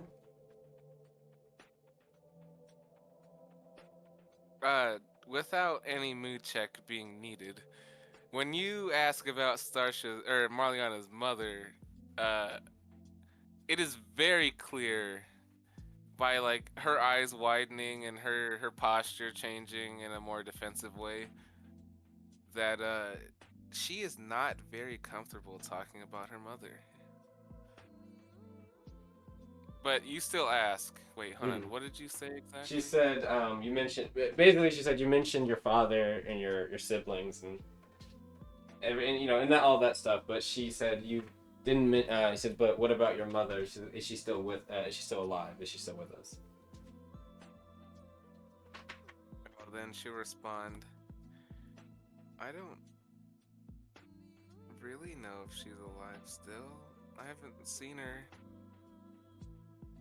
for about 9 years or so. I haven't seen her since my last failure. Oh, that's... Hold on. No, I think that's right. Since her last I think that's the way she would say it. Her last big failure, maybe, but like basically the same thing. Yeah, same thing. I haven't seen her since her last big failure.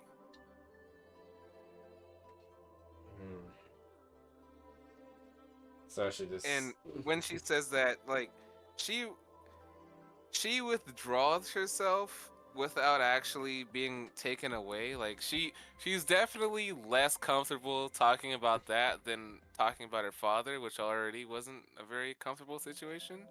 It's very clear. Funny enough, Jai, I think you would probably pick up on this too. What's your passive mood, Jai? Probably better than 10. Yeah, it's definitely better than 10. If my character sheet a little faster. Jai's passive mood is a 13. A 13? I'd say you probably noticed. Ironically, Starsha's also kind of strangely uncomfortable. Talking about moms? Yeah, so... But she's probably keeping it a bit more together than Marliana. Like, it's just a Starsha fleeting from thing. both Starsha and Oh, does that Marliana? mean I could roll to see how Starsha? Like, You I could. think I'd have to roll. You could roll. You could roll. But there is something fleeting. It's hard for Jai to see just off of a cursory glance with a passive, but like there is a notable shift in Starsha's demeanor as well when she, Should Jai roll? if Jai would like to, yes.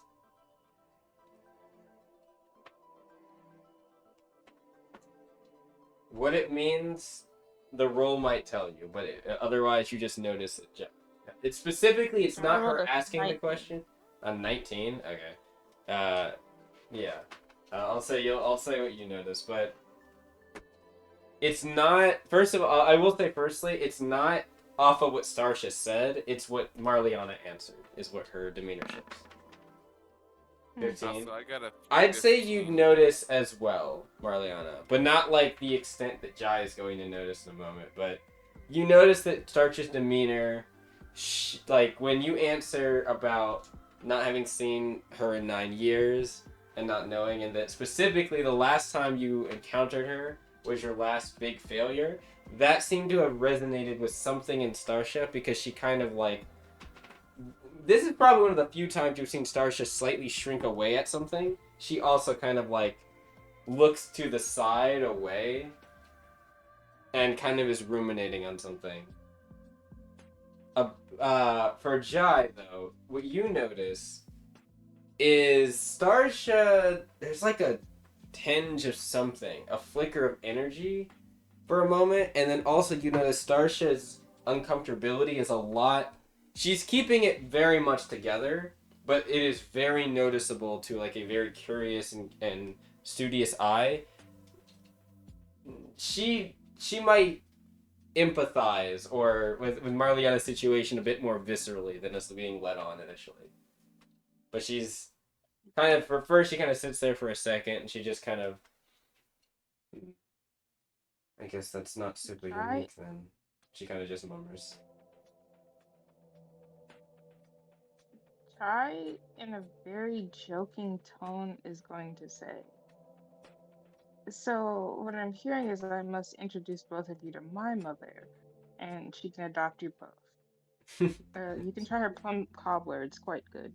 She kind of just chuckles at that.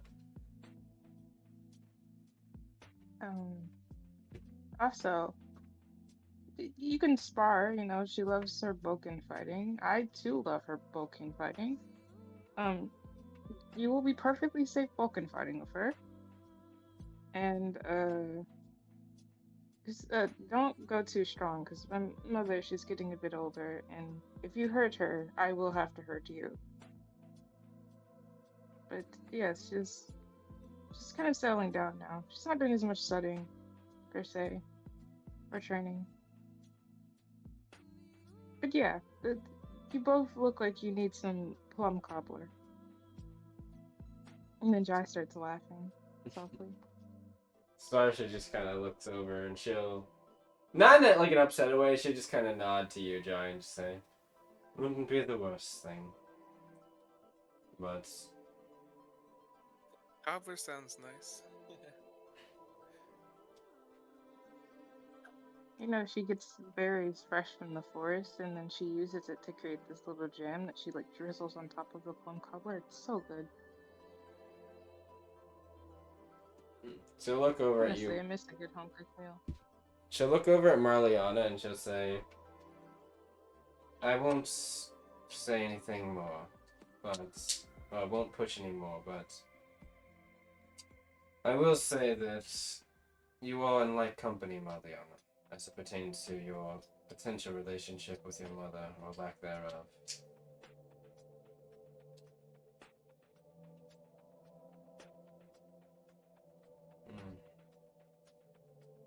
I feel like, there's only so much opening up you can do in one day. If you open up too much, then everything just starts spilling out, and then everyone's all sad. So I won't press either of you to speak. But the door is always open if you want to speak. There's nothing really much about my situation. My mother abandoned me when I was, and my father when I was younger. Can I roll a mood or something to see if That's how there's true that more is? to that? Yeah, you can. Roll it. Yeah. I just rolled a 19. I hope I don't roll low. I rolled high. Sometimes when there's only so much rolling high in a row you can do. Or you can be like me and consistently roll low. Oh, I mean, I rolled 18. So you were rolling a mood to see specifically what goes on. Starsha is holding back. There is something more to the story, definitely. It's not entirely a lie, though. Or okay, lying is not the right word I would use. Starsha is giving you an answer that is very much not the full story, but not necessarily a lie or a misleading statement from how Starsha might feel on the matter. You don't believe Starsha is betraying her feelings when she speaks this way, but you also don't think that that is the only thing about this she has to say. There is a tidbit of anger, definitely, or a lot of anger. Resentment is the biggest thing you feel. But there's also some bits of longing and kind of confusion just sprinkled slightly in the way that her demeanor is at the moment. But it kind of immediately goes back to its rigidity that you're used to seeing Starsha in. Her kind of like more static demeanor, or like more stoic demeanor, as she shifts back and just says, but like I said, it doesn't really matter. My mom has some extra free time. We can share her with me and my siblings. Thank you for the offer, but I'm not that I won't take you up on it. I wouldn't take you up on it, but I'm quite content with my father. There's no such thing as too much family. I guess you have a point. But family's in short supply for some. But I guess that's why you can always find and make more, right? Yes, that is true. I never really I really never gave a lot of stock in blood. So, it was never really a hard change for me. I feel like...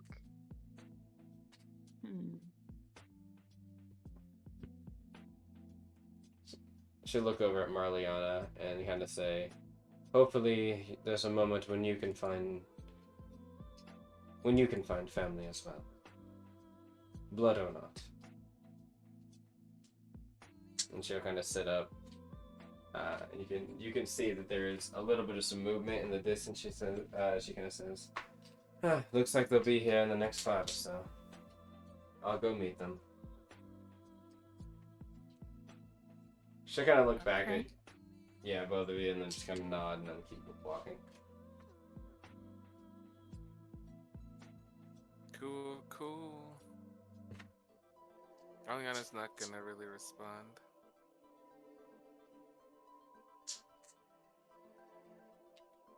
Jai walks over at the other person in the room and just pokes him on the shoulder. Homie or Karina? Homie. Is Homie passed out on the tree? I think Jai realizes when Jai turns around that Homie is in fact passed out on the tree. Homie is like a bat hanging upside down on a tree branch and just completely asleep. Yeah, he did plenty of work in this encounter. He deserves a little rest. Mm-hmm. That is true. My man was pulling off WWE wrestling moves. Went from the rodeo to another grab. Be able to fly.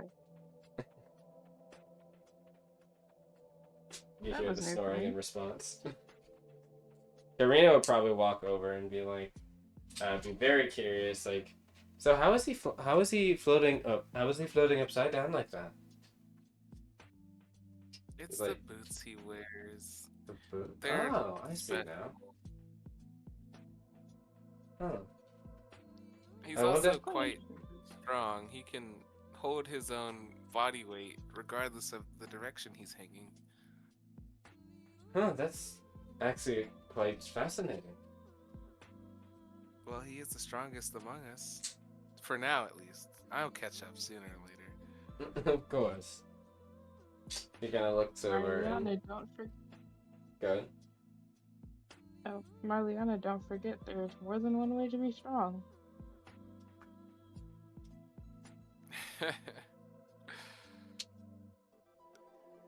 I don't think she's gonna react to your comment. Karina We've will. had our discussion on strength, and Karina was saying, I'm kind of saying that too now, as well. She's answering Jai, by the way. She's speaking to Jai. Oh, cool. Starsha made me think about it more. When she mentioned more about the whole Ahau thing. That there's different ways of being the Ahau. I didn't really give it much thought at the time, but I think I'm starting to get a bit of what she means. Though I do think I need to be more than just an Ahau that does a lot of good things with fashion. But I'll try. You know, that's a good way to start, though. You can always expand later on. She nods. Oh, right. She did say something about wanting some special orders. I should probably go ask her what those meant. I'll be back. Well, I guess we'll be back? Yes, we'll be back. Yeah, He's not gonna... I think the special orders are related to Marliana, so I'm sure he'll be back quite quickly. Ah, okay. That makes sense. You kind of look... She's looking over like... He is gonna be alright, though, right? His blood's not going to, like, fall out of his ears or anything? Hanging upside down like that? No, I think his blood is quite contained within his body. Okay. And then she saunters off. Or something else, just walks off. And that is where I think we will end tonight, as the guild gets there, cages the rest of the monsters, as well as you all head back to the Guildhall, which is probably where we'll begin next session. So, with all of that being said, with today's Echoes of Stardust show, as we come to a close here, let's go ahead and give a thank you to all of our listeners, whether they be the ones live. I don't think we had a live show today, but that's okay. Those that watch our recordings as they pertain to our uploads on the YouTube channel. Thank you all, of course. Don't forget, of course, to leave a like on the video, as it does help us in the algorithm, as well as subscribe, ring the notification bell if you want to stay posted for more Echoes of Stardust content, Shadow Guardians content, or just more Dreamforge content in general, whether it be gaming or just system stuff. And of course, leave a comment down below. What should we do? What should we say? I just thought of something, but I'm not going to say it because that would be... You know, don't leave this comment, but just... Actually, I gotta... You know what? Fuck it, I'm going to do it. Go ahead and leave the comment, mom or mother issues, or mommy issues, if you made it this far in the video. That way that we know that you made it this far. I would love to see just like a suite of like comments that just say mommy issues without any context as to why. And so it's like, what the fuck is this? But in seriousness, we always like to say, go ahead and comment what your favorite part of the session was today, as well as any questions and stuff you have about, or theories you have about things in the future. Maybe perhaps what happened more intensively with Marliana's situation. Maybe there might be some things Marliana is unaware of about it, even. Or maybe even Starsha's situation, this is the first time Starsha started to slightly open up a bit about her family, we'll say. As before it was a bit more, we'll say, calculating cold about the anomalous Orient, but even that's got some secrets still to be unearthed. You know, how did Starsha come to the point of this found family discovery, and why she seems very shifty about her mother and her former relationship, we'll say. We'll have to wait and see Maybe not immediately in the next session, but maybe in the future, more sooner than you might realize. But past that, of course, we have of course, in our description box, you can find all of the links to our socials and to our Discord, where, of course, we have all of, where we have our large community, well, growing, I should say, community of people that like to play, try, and talk about Dreamforge and other things related to the subject, as well as things about gaming, anime, etc. Feel free to join our Discord, as you can join the fun there. And of course, on the rest of our socials, you can follow us for some of our art. I think we actually have some plans for some more art coming out very soon. Not sure what exactly will be there. Got to speak with the resident poster here, Eli, but we'll figure what that out is, or what that's going to be soon. But in any case, once again, thank you all for watching. We hope to see you in the next episode of Echoes of Stardust. Toodles. See ya.